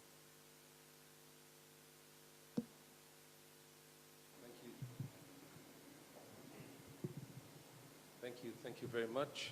Your Excellency, thank you for this audience. Ladies and gentlemen, all protocols observed. I think the message that was coming out loud and clear from all the presentations so far was global competitiveness. And if we are not globally competitive, we will not be able to export, we will not be able to grow our industry. And in one word, I think what they were all saying is either we are world class or we are no class. Hakuna kitu ya katikati. So we have to be world class. And that involves our logistics, involves our transport, involves utilities, it involves finance, all sorts of drivers of competitiveness. Your Excellency, you also mentioned that the textile value chain generated $544 million of export to the US last year, out of which 70% of it went to China primarily. So we imported our raw materials from China. So out of $544 million, $300 million we actually sent back. That is not what we want to do. We want to keep all 544 million. And I remember 8 months ago when we were in this room, we talked about that is 0.5% of US imports. How can we change that? How can we make it 2% of US imports? How can it make it 5% of US imports? And I think at that point we did commit to you, by 2025 we can give you 2% of US imports, which is $2 billion, and 5% by 2030, which is $5 billion. The direct jobs in that sector would be 200,000 jobs by 25 and 500,000 jobs by 2030. So yes, the textile value chain that you've picked is definitely a low-hanging fruit. It's definitely easily attainable because we are all making world-class product already, and it's a labor-intensive industry, and what we're looking for is jobs. And with that backward integration from the field to the fashion, which is what we are talking about today, from the cotton fields that all the governors will help us grow, to fire up our mills, so we can retain that entire value. Right now, Kenya is sitting at a very pretty place, and a very pretty place meaning the global geopolitics that is driving business between the US and China, and it's an open secret. I think if we play our cards right, we could actually be alternative supply chain out of China to the US, but made in Kenya. So we also did mention that there was, and I did talk about a small story last time, about one company that actually transformed Bangladesh to $42 billion. I'm happy to report today, sir, on Tuesday that company will be coming here to meet you for 2 days to see if they can replicate what they did in Chittagong, and so that we can create those jobs in Naivasha. I was trying to brief my governor earlier on. They will be here in Naivasha, and the governor and myself will host them before we bring them to you, and hope that we can transform Kenya to the way you want us to do. Asanteni sana. God bless. Thank you, Jaz. Thank you very much. Automotive, Moses Nderito, maybe you can just say, where do you need intervention for us to get to the electric cars, to the electric motorcycles in a minute or two? And as you come, I'll have two more quickly, and then I'll turn it over back to the governors. I'll have leather, PVS Rao, and Moses. I'll also have housing. And first we'll stop from there before we move to the rest. Thank you very much. Good afternoon, Your Excellency. I am here representing electric mobility. And yesterday we were very excited when we heard your speech at the 60th Madaraka Day. What are we looking for? We are looking for what KAM said. In 2008, President Kibaki gave an enabling environment for two-wheelers. So electric mobility is divided into four. Two-wheelers, bicycles, two- and three-wheelers, motorcycles and tuk-tuks, four-wheelers, which includes vehicles, buses, and commercial vehicles, and charging infrastructure. A little incentive from the government for us to manufacture here locally. There's already 35 companies that are actually in startup phase, have invested over $50 million, and we are looking to push that to be able to actually increase that and actually manufacture here locally, using the value chains already been created. But on top of that, we will be able to support all the other value chains we've had. Those extension officers can use electric bicycles and electric motorcycles. We can do last mile delivery of all those, of the pharmaceuticals, the leather, even in the housing, we can use electric motorcycles, we can use electric vehicles, and even be able to use electric buses to deliver those people to the actual places of work. So for us, we're just looking for a small incentive on the manufacturing side and on the lithium-ion batteries. Currently, lithium-ion batteries attract duty if they're for transport. But if they're for solar, they actually have no duty. If we then were able to have a level playing field, exactly what solar had, exactly what Boda Boda had 8 years ago, I can tell you we will give you an excellent area for investment and also employing a lot of people. And this is an area that is predominantly youth. I am the oldest person in that industry. Thank you, Your Excellency. Thank you so much, Moses. Straight to the point, what you need. Thank you. Let's have Rao, Leather. I know Leather has been spoken a lot. The Vice Chair of COG is right here, talked a lot about it. What do you really need to move it to the next level? Your Excellency, all protocols observed. My name is Rao. I am representing the leather sector, which is one of the pillars. I think, by His Excellency, he's preaching about leather since 2018. And we are very fortunate because the beauty about leather, which no other sector has got in Kenya, is we have raw materials, huge raw material base. We have excellent manpower, and we have a beautiful market among East African countries and Africa and export. Your Excellency, just give you points. You always told us how to think big. We started thinking big in the leather sector. And we have made a lot of, forward, movements since you have taken over. And dear audience, in the last 41 years of my life in leather sector in Kenya, I have never attended 7 meetings related to the leather under one president in 6 months. This is the first time in the history. So we thank you for that. You always say what you want from me and what you can give, what we give as a private sector. I have only two things, Your Excellency, that our raw material quality until 2016 was excellent because the slaughterhouses, there was a proper management and it was under national government. Since the devolution has happened, we had a challenge on the slaughterhouses management of flaying and so on, so on, so. I'm very fortunate that we have, on the invitation of His Excellency, the Governor of Shambur, I visited. They have built a modern slaughterhouse. We want to be a competitive in the world market, and domestically, we need to revive our slaughterhouses. With the training of flayers, and we need good quality raw material, so we don't reduce our duty and export our raw material for food instead of using for industry. Number two, we are very happy to inform you, Your Excellency, that the private sector, the tanneries, the small and medium scale, and also large investors are investing on footwear and leather goods. After talking to all our sector members in the last 6 months, they are already in the planning of 500 million shillings has been pledged. They are already ordered the machinery and we are going on. Now, coming to the last one, which is, I think, your vision, which is one of the best, is to prepare school shoes at the county levels for our children. We want to give a school shoe for every child in this country. We don't want them to wear a plastic. We don't want to walk bare feet. So each county, please, I would like the first 7 counties, please come, talk to us. We have a technology, like our Excellency says, making shoe is not a rocket science. So it is very easy. We are here to work, and we want, Your Excellency, give us 7 counties. We produce 1,000 pairs every day, creating an employment of 5,000 to start with in the next 6 months. And also, one more thing which is very, very important for many of you who may not be aware, we have been positioned in a beautiful position-wise because God has given us that opportunity at present. Ethiopia had 15 tanneries.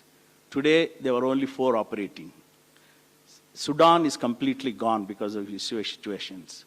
All our neighboring countries in East Africa, there are no tanneries except the world-class tanneries we have in Kenya. So we have an opportunity to take all these materials to convert into a product value addition, creating employment of 100,000, which is not difficult. To do this, Your Excellency, the last thing I want to request your government, that we need to train artisans, we need to train people on footwear and leather goods designing and training program. Now, we can export our labor force not only for us, to the whole of Africa. That will be a very big, another 100,000. Trust me, Your Excellency, please help us out in good training program, which we are talking for many, many years. Your hard decisions, your firm decisions will help us out. Finally, our governor here, brother, in 2017 and 18, we used to buy camel hides, 100 tons every month. We used to tan and export to one of the best brands in the world called Eco Shoe from Switzerland. And so if you give me a good hide, well flayed, and we can buy all your camel. Number 2, we are buying every day, our leather sector is buying 10,000 skins in Kamaiko, in and around Nairobi, skins, and all the skins are coming from northern region. So there is no problem with this, with the material, raw material, and the skins. The problem is accessibility. So we are ready to work with. We want to make it sure that we are going to produce at least, in my opinion, more than 20 million pairs of shoes in the next 5 years. Thank you, Your Excellency. Thank you. Thank you very much, Your Excellency. If you know Eco shoes, they are some of the most expensive shoes around the world. So if they can be produced here, you can imagine what our revenue will be. But as we said, the global challenges have opened opportunities for us. It's for us to grab them. Let me ask Queen Ngumi, housing. And just very quickly, any intervention that you need from government. You've had the president and his passion on housing.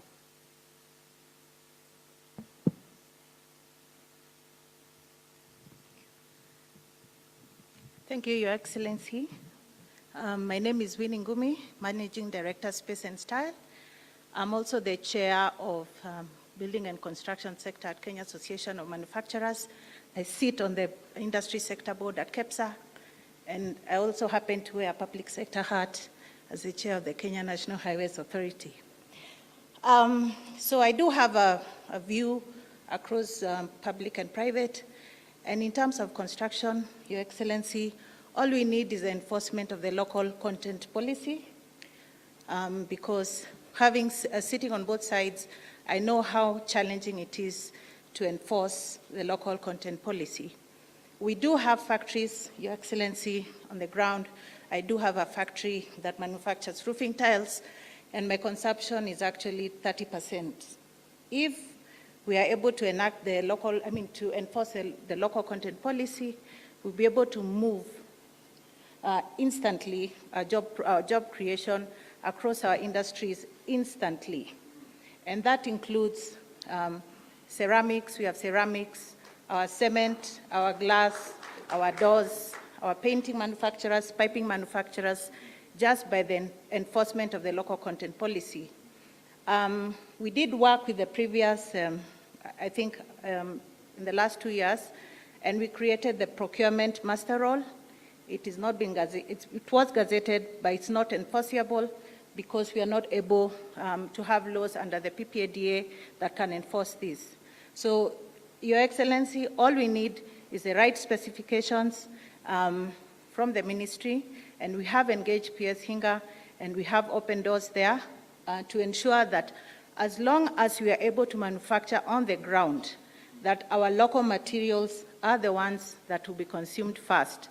And I say this because my company started importation for 15 years and went into production 5 years ago, and today 90% of the products we manufacture are sold locally, and only 5% we import. So it is possible to do that. And also the last thing is that we do run a lot of programs for training of fundis. We just want to work with the Ministry of Education to ensure that these programs are recognized so that the fundis that we have trained, and my company has trained over 5,000, that these are accredited and that these fundis can be consumed by the National Construction Authority, so that then as they are forming their cooperatives, that they are able to get funding from sectors like UN Habitat that has money for fundis, so that they can now run companies or small little businesses that will be able to build into the value chain. And I would be failing my profession as an architect to say this, Your Excellency, that we look forward to our contribution as professions in the built environment as an architect to contributing directly into bringing sanity into the construction sector. We are working on an act that's going to put together a lot of structure to our sector so that then we can ensure from an architectural point of view we are designing the right products that are consuming made in Kenya products, and that ultimately we will see the houses that you want desired. Your Excellency, as a sector, we are very excited to have 9 billion shillings poured into our sector. We are ready to run. Thank you. Thank you very much. Because of interest of time, we've really talked about edible oils and pyrethrum, so I may not call them right now, but let me finish with pharmaceuticals, and I'll just call Dr. Vimal Patel just to very quickly say, what are the needs? You've heard about saline water. What do you need to be able to do that in Kirinyaga, at the coast, and everywhere else?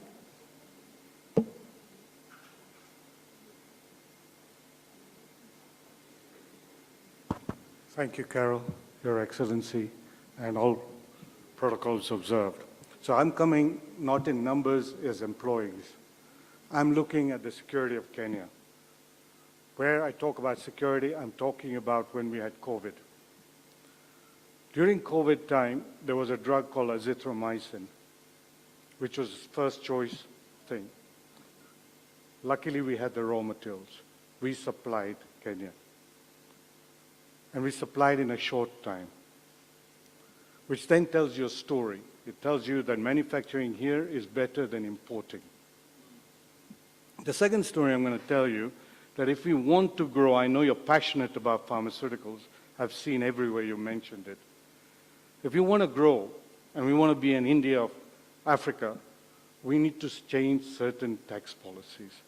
In that, what I mean is that today medicine is exempt. Everybody thinks exempt means zero VAT, but it doesn't. It means that for me, if I put up a factory, I put up anything to do with services, electricity, I'm paying VAT, and I cannot claim back. An importer does not have that kind of claim back. So I think we need to change the policy.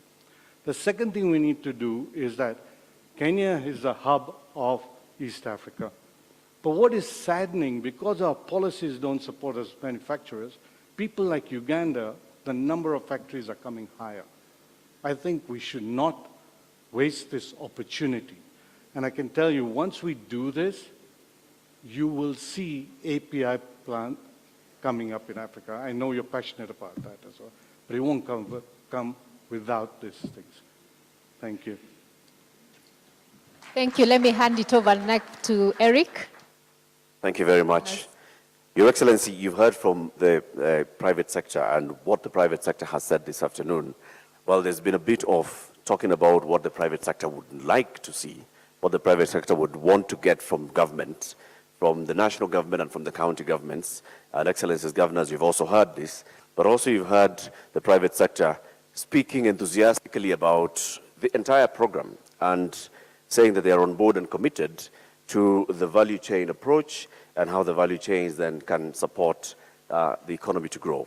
Now, I'd like to give the opportunity to you, Governor Waiguru.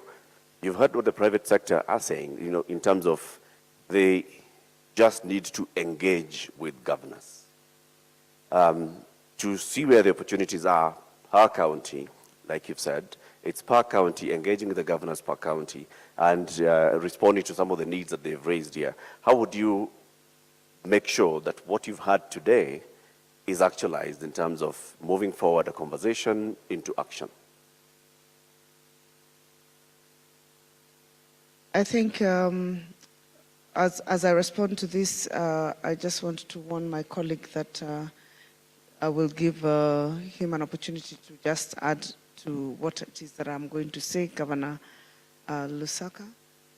On the issue of what it is that the counties need to do, I've had a few statements that have been made. Some, I think one of them was a bit blanket on there's no extension services in the counties. I think what we may need to do is maybe enhance the visibility of our extension services to ensure that we're providing the quality that the private sector is looking for. And I think for us to be able to provide the quality of, let's say, the produce, we need to engage with the private sector for them to articulate and be very clear on what it is they're looking for. We've heard today on leather, what is the situation? They said the quality of the hides is a problem because of the slaughterhouses. So if that is the problem, then maybe Governor of Wajir and other governors who have slaughterhouses will sit with the sector that produces or processes leather and come up with an agreement that confirms what is it that is expected standards, and then an assurance of market if they meet that standard. And then we have a working relationship, and that can work across the sectors. Now, let me ask Governor Bungoma to please come and also respond to a few issues. Mine will be brief. First, as Chair of Agriculture, and secondly, as a Governor Bungoma, and thirdly, in my other world, I was a PS in livestock development. I want to agree with what the Governor Wajir said, because when we were PS, we had a very clear plan on what we wanted to do. You realize that in Isiolo, we put an international abattoir and an airport. Isiolo the same, Garissa the same, and the idea was to export whatever was being produced there to other countries. So I think we need to follow up and know whether that is still on course so that those airports can work and they continue producing so that we are able to implement what you are saying. And getting things done, Your Excellency, all counties are very excited. We are very excited about the housing, the affordable housing. We have found land and we are ready. We're just waiting for you to come and launch. I want to wind up by quoting what our late Minister Michuki said, getting things done. He asked one of our colleagues when I was at PS what it needed to clean Nairobi River. My colleague said we need a concept paper, we need all those write-ups. He actually chased him from the ministry and he said, you are not the right person that I need in this ministry. To clean Nairobi River, you need wheelbarrows, you need gumboots, you need people to clean the river. So we need to get things done. Another example, as I wind up, Your Excellency, we were in a meeting and there was a problem in Mau.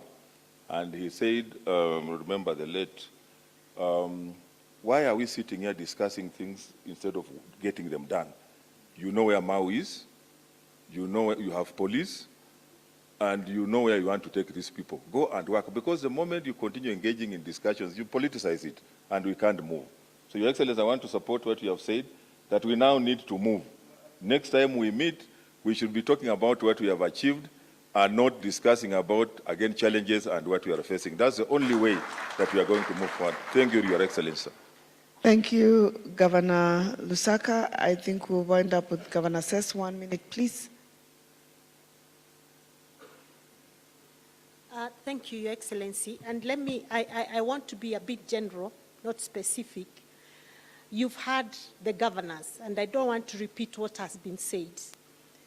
We are in the same WhatsApp group with His Excellency in terms of impatience. Why are we impatient? Because the 6 million jobless young people come from our counties. We meet them every single day. So we need action and no more boardroom meetings. And so I just want to add my voice and say that really it's time for action. I've listened to Ms. Gumi, that's your name, and she says the only assurance we need, Your Excellency, is that 40% local content will be available for local manufacturers. So if that's the only issue, are we therefore saying, as the Kenya Association of Manufacturers, that we are willing and ready to support this great idea of housing? Or are we going to spend another 10 years discussing about the same housing issue that was started in 2013 when Jubilee government took over? I think those are the basic questions. Let's hear a yes, then we go and start work. Thank you. Thank you, Governor Sess. And finally, Governor Badilisha. And just 30 seconds for you. I have stolen some time. Yes, you have. Thank you very much, Your Excellency. We want to appreciate that you called this forum for us to interact with the private sector. When I was listening, the private sector have really talked about the local and global competitiveness, and I have solutions for them. Maybe they set up their industries and factories maybe very far away from where the products are coming. We would encourage them, instead of importing those things from counties to Nairobi here, come and set up those factories where we are, and it will be easier for you. Again, Your Excellency, I would also like to suggest that the issue of power, like in Nyandarua we have wind power, which can be very cheap. So we would want to encourage some of the private sectors also to invest in production of power, so that now it becomes easy even for you to carry that work. Rao, we are #1 reading in milk production, meaning we have a lot of animals. So you're asking of a county to support in shoemaking. We are ready for you. Thank you very much. Thank you very much. And just to conclude in a sentence, Your Excellency, to the private sector, we are going to be building the CAPs from starting in another 2 weeks. They should be ready in another 6 months to 7 months. In the meantime, our counties are available to engage on matters production, whether it's in providing extension services so that we can produce the produce that you want, and also to discuss with you which areas you may want to come and invest in every county. Thank you very much. Thank you very much, Governor. Thank you. And ladies and gentlemen, you've said what you'd like to get from the government. How you'd like to engage with the government. The governors have said how they'd like to engage with you. The president started by saying, well, we've been talking about this for many years, and now it's about time that we get things done. Your Excellency, I want to conclude by just coming to you so that you can set this ball rolling. In fact, not just set the ball rolling, but just kick the ball so that everybody knows what they're supposed to do beyond this day. Talk has been done. Budgetary allocations have already been made. I've seen the budget at the national level. You've allocated budget for KIPES. You've allocated budget for the value chains. The county governors have said the same. The private sector, you're saying you're ready to engage. So enough with the talk, Mr. President. Where should the action begin with the private sector today?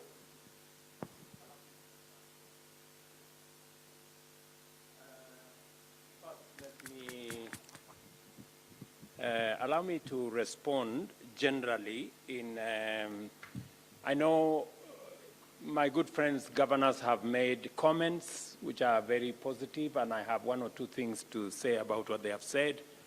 I have listened to our good friends also in the private sector and what they want us to do and how they view this journey that we intend to take together.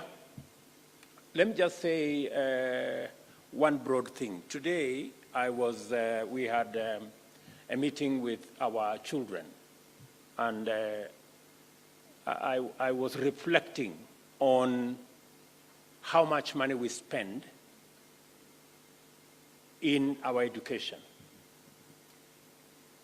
For primary, secondary, TVET, and university, every year we spend 650 billion, every year.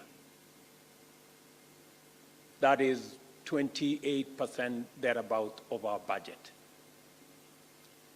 And it is important for us to understand that because we are spending that amount of money, we have developed one of the best human capital in the world. We pride ourselves of having one of the best human capital in the world. We churn out about between 800 and 1 million young people into the labor market every year after we spend this huge amount of money. It should concern us as a nation what happens to this big investment we make in the education and the development of our human capital. Otherwise, we would be very reckless.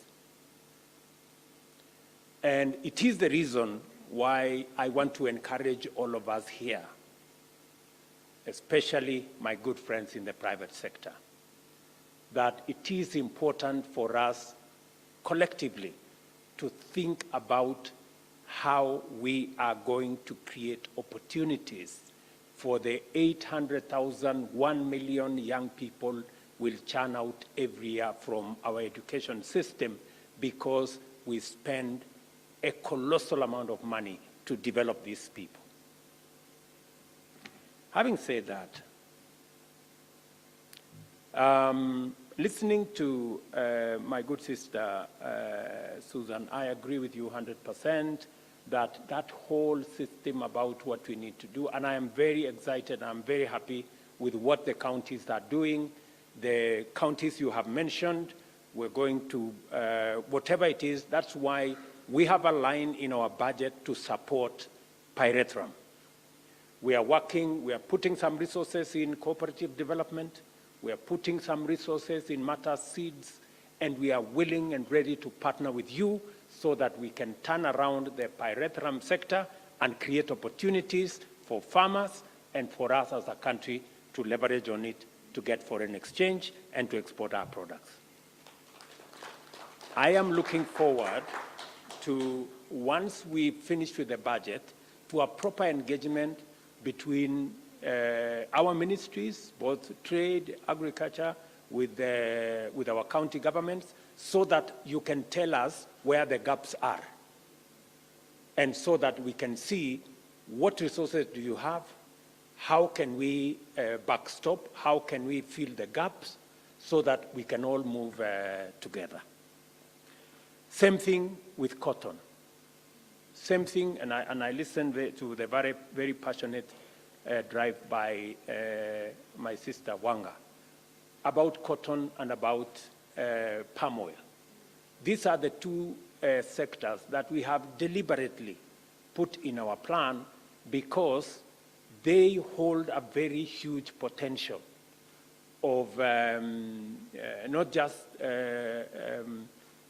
incomes for farmers, but also creating opportunities for jobs for our young people, so that the 650 billion we spend every year on our young people have some meaning.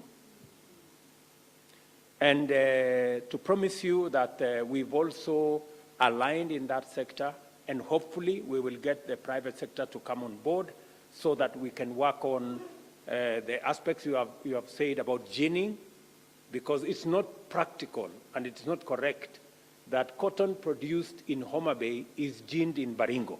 It doesn't simply make sense. You know, we have to rethink about that, and that is part of the resources that we have factored into our budget to see how we can assist the private sector with seed capital to provide some of these interventions. And also, the reason why I send Moses Kuria to Indonesia is precisely because of palm oil, because we want to be clear. The president of Indonesia had sent his minister to see me, and then I sent Moses, and now the president himself is coming, because we have to unlock the jigsaw around edible oil.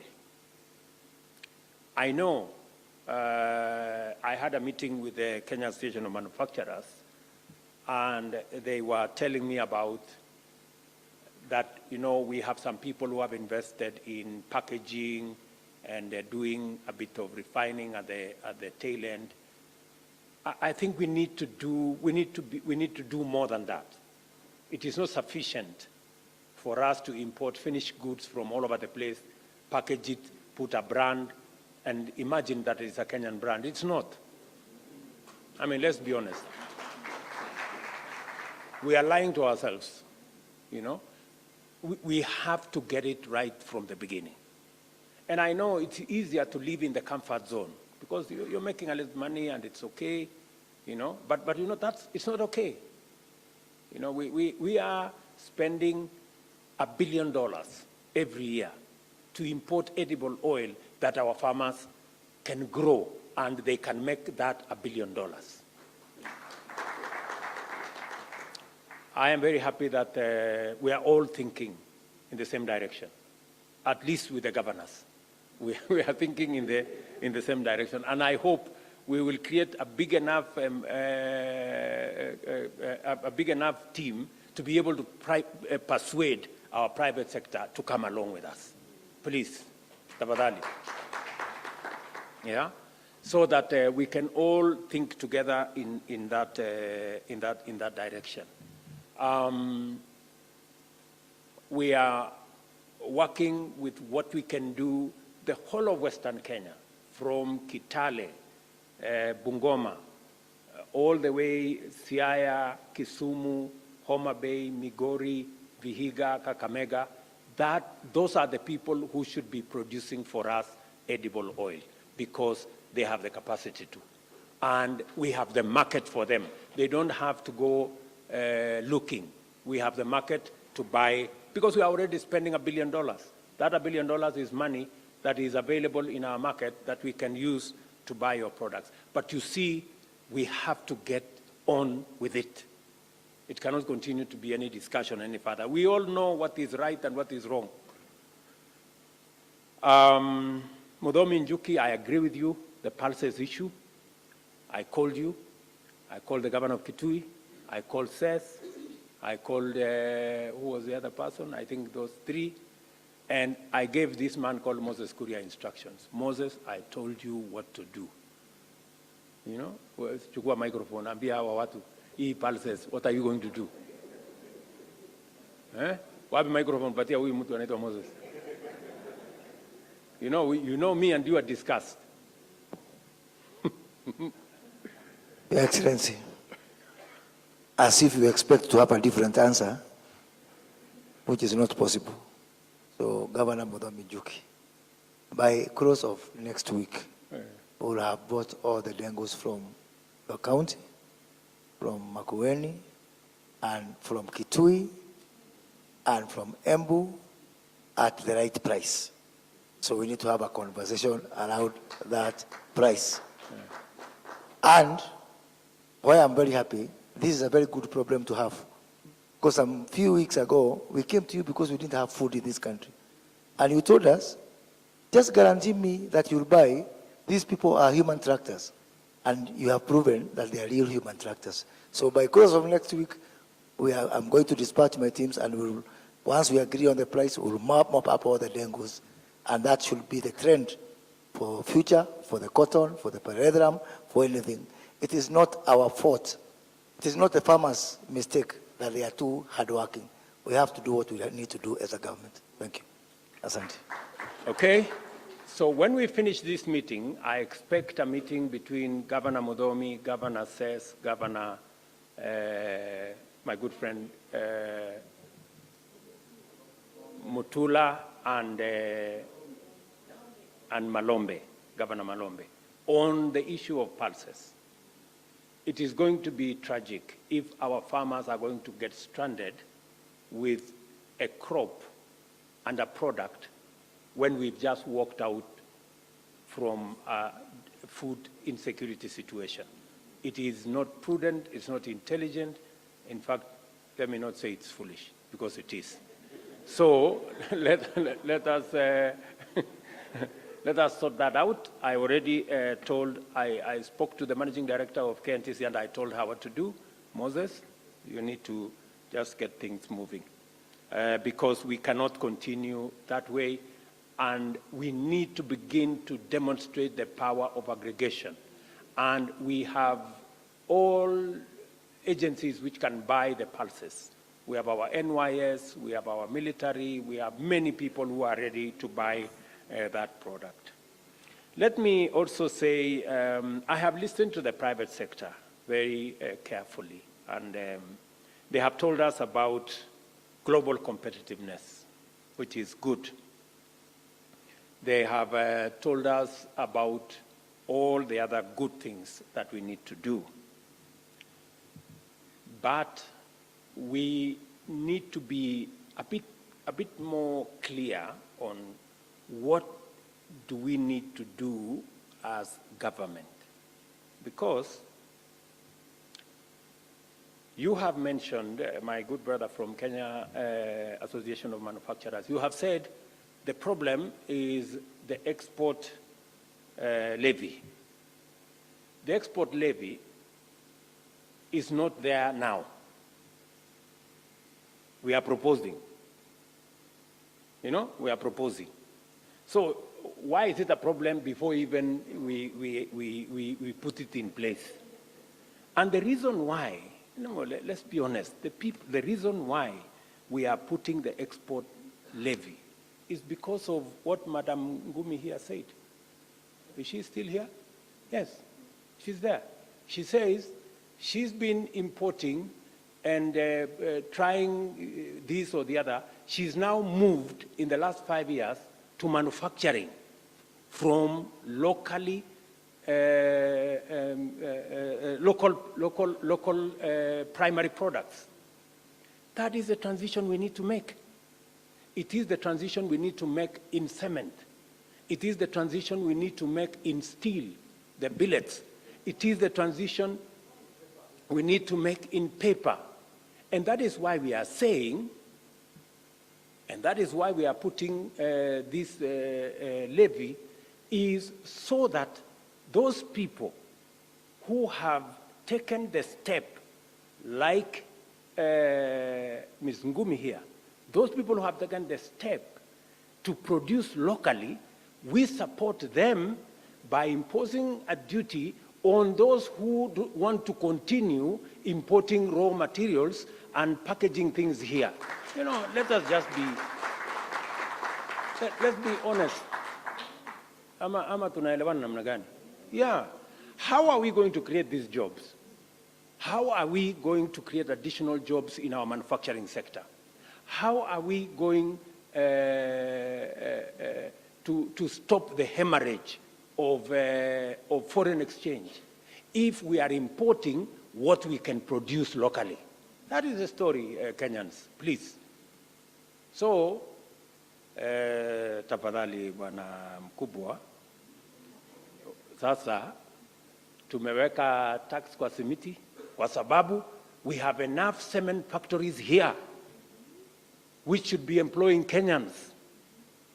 And we should stop, going to bring cement from, I don't know where, when we can use our own local materials, make the cement, hire our own people, stop the hemorrhage of foreign exchange. I was having a conversation with Anne. We are importing saline water. Just imagine. We're importing saline water from all manner of places. Saline water is just water, in short. With just, imewekwa tu msalaba kidogo alafu inakuwa.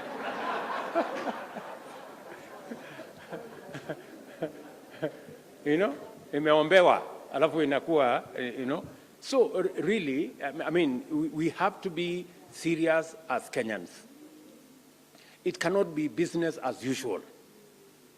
So the best we can do for those people who are in transition, the best we can do for the people who are in transition is for them to tell us, okay, what do they need to complete the transition? We are ready to engage. But to tell us that when they lay to, let's go on, no, we have to think about that. We have said, for example, we are imposing a 30% duty on imported furniture. Why are we importing furniture, good people from China and all manner of places, when we have our young people from Tibet, we have wood products, it can be made locally. Explain to me, give me one reason why we should continue to import furniture from wherever. There is no reason. Sindio? Hakuna, there is no reason. So we just stop it, alafu tuendelee na ile kazi tuko naye hapa. We will shortly have developed the industry enough, not just to make our own products, but when we give them a market, they will improve in their quality, and shortly we will be exporting furniture to other places. That is the trajectory we want to go. That is what is in the finance bill. We have also said, why are we importing paint? For heaven's sake. Ngumi here says it is possible to manufacture paint in Kenya. Why are we have said in our budget, we do not have to import paint. Let us support local manufacture. I like what my good friend from the pharmaceutical has said. He has said that we need to encourage local manufacture. That industry is like 300 billion shilling industry. 70% we are importing. 60% is generics. These are just things we can manufacture locally here. And that is why we have done two things. We have said in the budget this year, deliberate. Two things. We have said manufacturers will pay of human vaccines and medicine will pay a lower corporate tax than the others to give leverage to those who want to manufacture in Kenya. Number two, we have removed tax on equipment and materials for manufacture of pharmaceuticals in Kenya. Again, to support our universal health coverage and to make medicine affordable in Kenya. It is there in the budget. I don't know why people are not reading. I don't know whether we understand one another. So we are being deliberate. When we are talking about, when you see there, we are saying pharmaceuticals. We have made policy interventions in the budget to clearly support the manufacture of pharmaceuticals in Kenya because it will save us foreign exchange. As my good brother said there, it will give us the assurance that if anything happens anywhere, we can manufacture our own medicine and we will not be stranded with sick people. Are we together? So that is a value chain that we need to work on, and we have made policy interventions. We have put it in the budget to support that sector. And if there is anything, for the people who work in that sector, if there is anything additional you want us to do, please tell us, because we want to engage with every sector so that we can support the incentives around there. I have heard you clearly, and you are right. On the housing, I have heard you say two things. Mesema, governance is an issue. Number two, you have said, maybe not now, maybe later. Yeah? Those are the two things I had. So, governance, yes. Governance is an issue. But let me ask you, good people of Kenya, are we going to stop a whole project that can hire 1 million young people every year, a project that will support our industrialization agenda, those who produce cement, those who produce steel, those who produce doors, those who produce hinges and windows, the architects, the quantity surveyors, the electricians, the masons, the carpenters who are supposed to work in that space? Are we going to stop the whole of that exercise because we are not sure about governance? I have given my personal undertaking. The buck will stop at my desk. And I intend to take responsibility. I will not assign it to the next person, because the millions of young people in Kenya who are walking our streets are an emergency for us. We cannot continue to say, maybe we should try it another time, maybe we should try it another day. I want to persuade you, good people. Yeah? We must sort out the governance issue. And I have said that we are going to develop the structure. Kenya Association of Manufacturers, we want them to sit in the board. We want every other person to sit in the board that will manage the housing fund, so that we can all see. I mean, unless you're telling me as the Kenya Association of Manufacturers you don't trust yourselves. Unless you're telling me you have a serious governance problem. You know, and if you do, you better tell us so that we can help you sort it out. So we will sort that out. Number two, you've said you don't know whether we should do it now or later. Let me tell you, and let me just say, on that issue of governance, it is actually the classic case of throwing out the baby together with the bathwater. You know, we must be careful. We must know, how do we sort out governance without killing the big project that is supposed to turn around our country? You have also said maybe we should wait. Maybe the situation is not correct. This project has been with us for 5 years. We started in 2018. This is now 2023.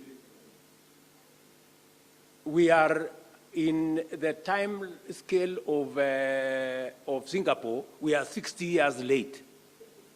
I don't know whether we need to be 61 years late. Surely. I think let's just agree. It is now or never. Let us just do this thing and let us get ourselves moving. It is a little tightening of the belt here and there. I know my good brother of e-mobility, you are spot on.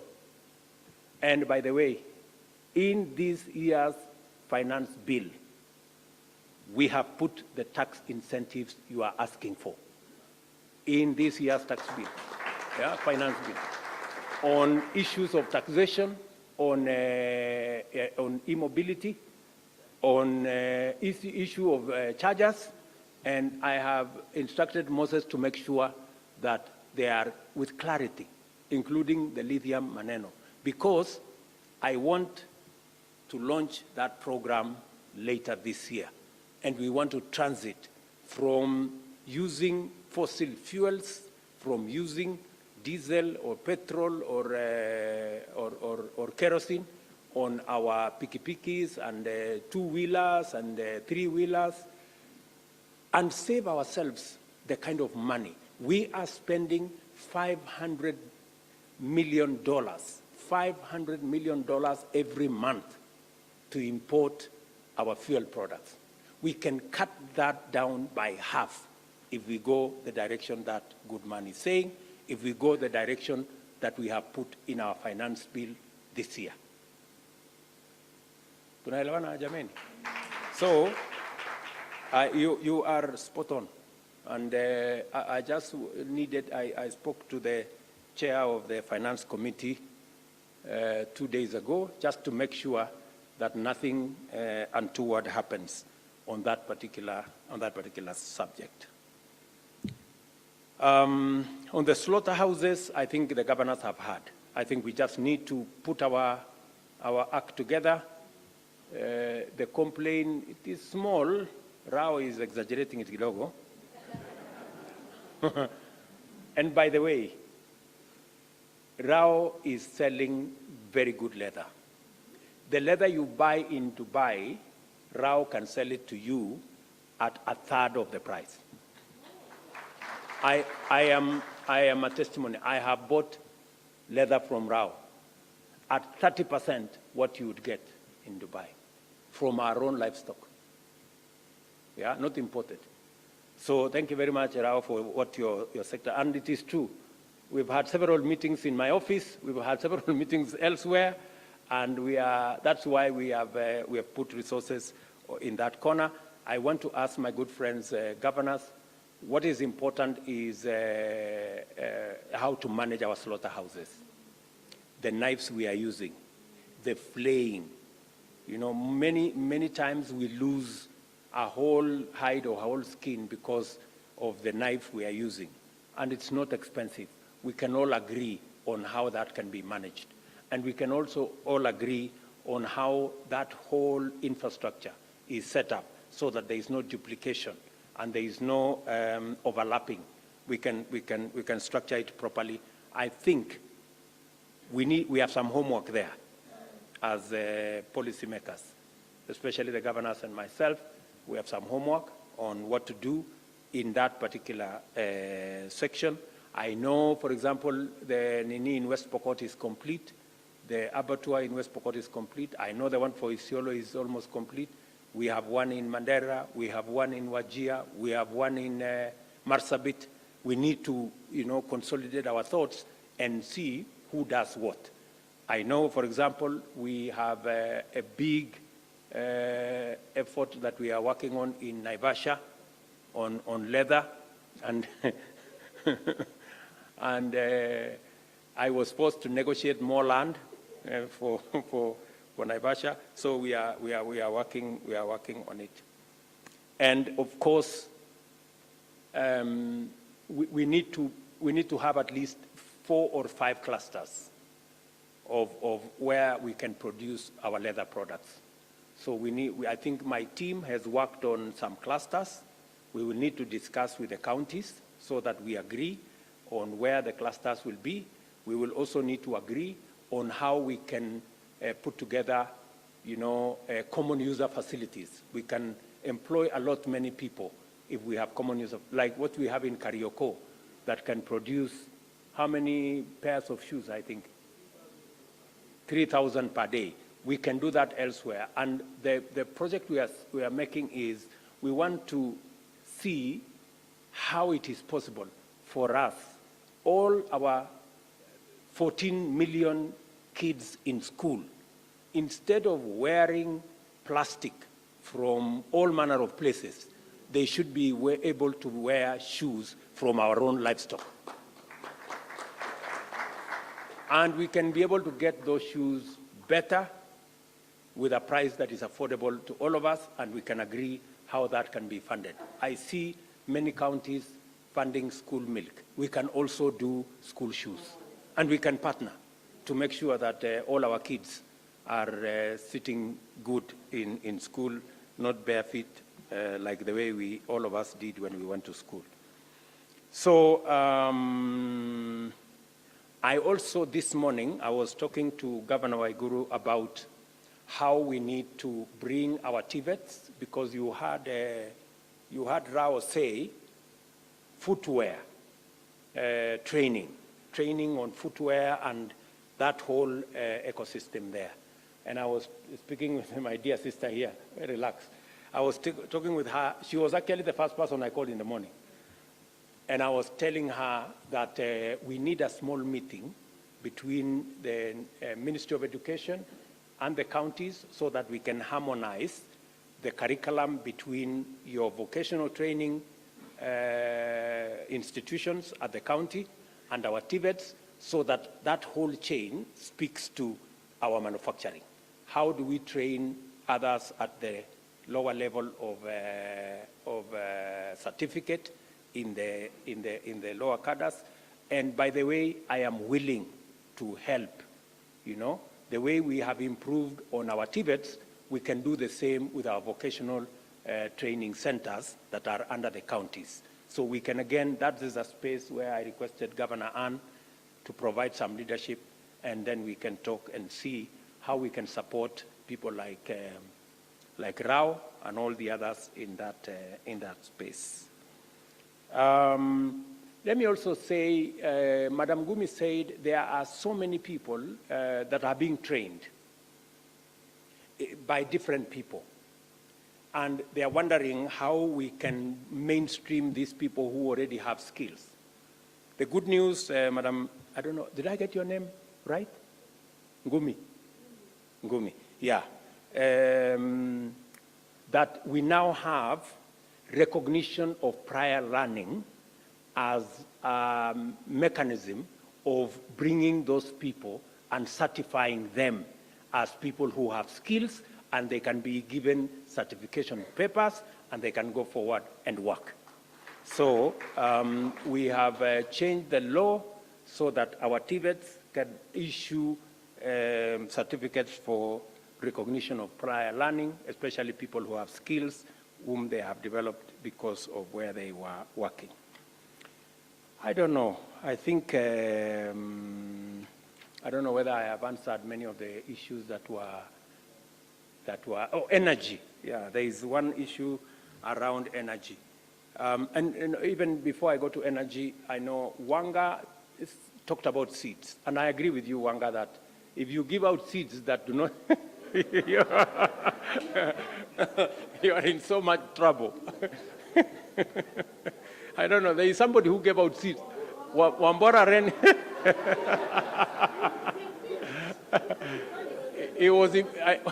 Wambora was impeached twice. Over seeds. So it's a very risky venture, I agree. But I have discussed with my minister for trade. In fact, I am going to personally visit, I think, 2 countries, the ones we agreed, who will assist us with cotton seed, because we need scale. You know, we are running short of time. We may not have time to develop our own in good time. So we might have to import some seeds. So I will travel to 1 or 2 countries in the next maybe in the next 2 weeks, so that we can be sure. And they have asked me to go and speak to the president of some 2 countries, let me not say which ones, so that they can allow us to import their seeds and see how we can fast track that process. That is very important to us, because we need to move together. On issue of energy, I think the immediate intervention that we are making is, number 1, on the special economic zones, we are trying to develop a tariff for the special economic zones. That's number 1. But that will not be enough, you know. We have to think of all the other manufacturers that are not in our special economic zones, and what do we do with them? It's a conversation we are having. 2 things that we are doing, as Jir was saying, the governor of Wajir, about Ketraco. We are changing the model in Ketraco. We were using government money to develop transmission lines. We want the private sector to develop transmission lines. We will pay them a willing charge when we use it to transport our energy. The law is already there, so we are in discussion with people who can invest in transmission lines. That's number one. Number two, we've just agreed on reforming Kenya Power and Lighting Corporation. It is overdue. We have a lot of manenos there, so we are dissecting it so that we can, because number one, we are losing between 20 and 30% of all our energy, which we pay for, but we don't consume because it gets lost somewhere. It is because of many things, let me not say. So we are working on Kenya Power. We have agreed on our development partners on what we need to do. We have new management at Kenya Power, so we are working at it because the cost of power, as has been said here, is a major issue, especially speaking to our global competitiveness. I think that is one of the issues Caro will tell us we need to do something about. So I hope I have said, I think I've spoken to the issues that were raised. If there are any other issues, I am still available to answer any other questions.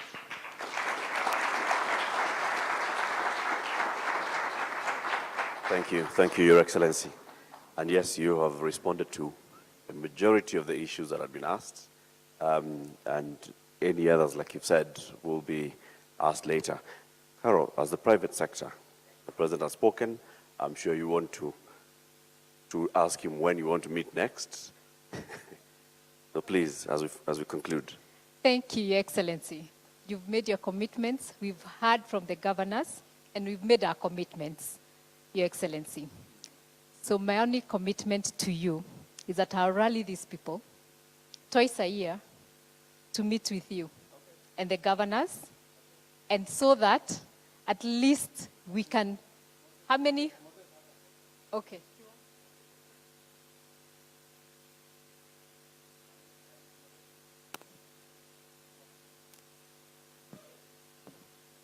Your Excellency, Carlo just spoiled my party because I had already booked on your calendar to meet every 3 months so that... He's even made it better. So that, and I think I want to echo the governor of Bungoma, what he has said about next time we meet, it's not stories. It is what have we achieved. Your Excellency, we were here in February in Naivasha, and here today we reported some progress on some few areas like Kibes and all that. We hope that on the second week of September, after you host the climate summit, we will meet again, see what everybody has done. And Your Excellency, you know, you've given me a wonderful team of governors to work with. You can just judge by how attentive they were. In fact, it's only the phone of Governor of Bungoma which rang only once. And he assured me it was Yesu Watongalen who was calling. There was no other reason. So we are going to meet again. All the governors, this is what you have achieved. These are the Kibes you have rolled out. Private sector says, even my good friend Rajan, the chairman of CAM, would have gotten saved by that time and we'll move forward. Thank you very much. By the way, let me, in a very special way, congratulate governors on their commitment to the county aggregation and industrial parks. I mean, that's phenomenal. I mean, many governors did not even wait for the budget. Some of them went and adjusted their budgets and put in money. You have my commitment on that issue. That is one thing we must get off the ground and done with. Hopefully, in the next 1 year, they should be working. And by the way, I have secured some resources to equip those county aggregation and industrial parks. So, tuko sawa. So, nyinyi mjipange hapo. Hawa watu ya private sector tutawasukuma. Your Excellency, thank you. I was worried about your calendar overwhelming it, but your CS has committed you. So every 3 months we'll rally, and including the other value chains that we didn't talk about, tea and others, and make sure that the private sector commitments that we've made, we come and give you progress. So kama unataka kutuchapa, unatuchapa hapo. Kama tujaendelea vile tumesema. So that's really what I wanted to say. And if you just allow me before we walk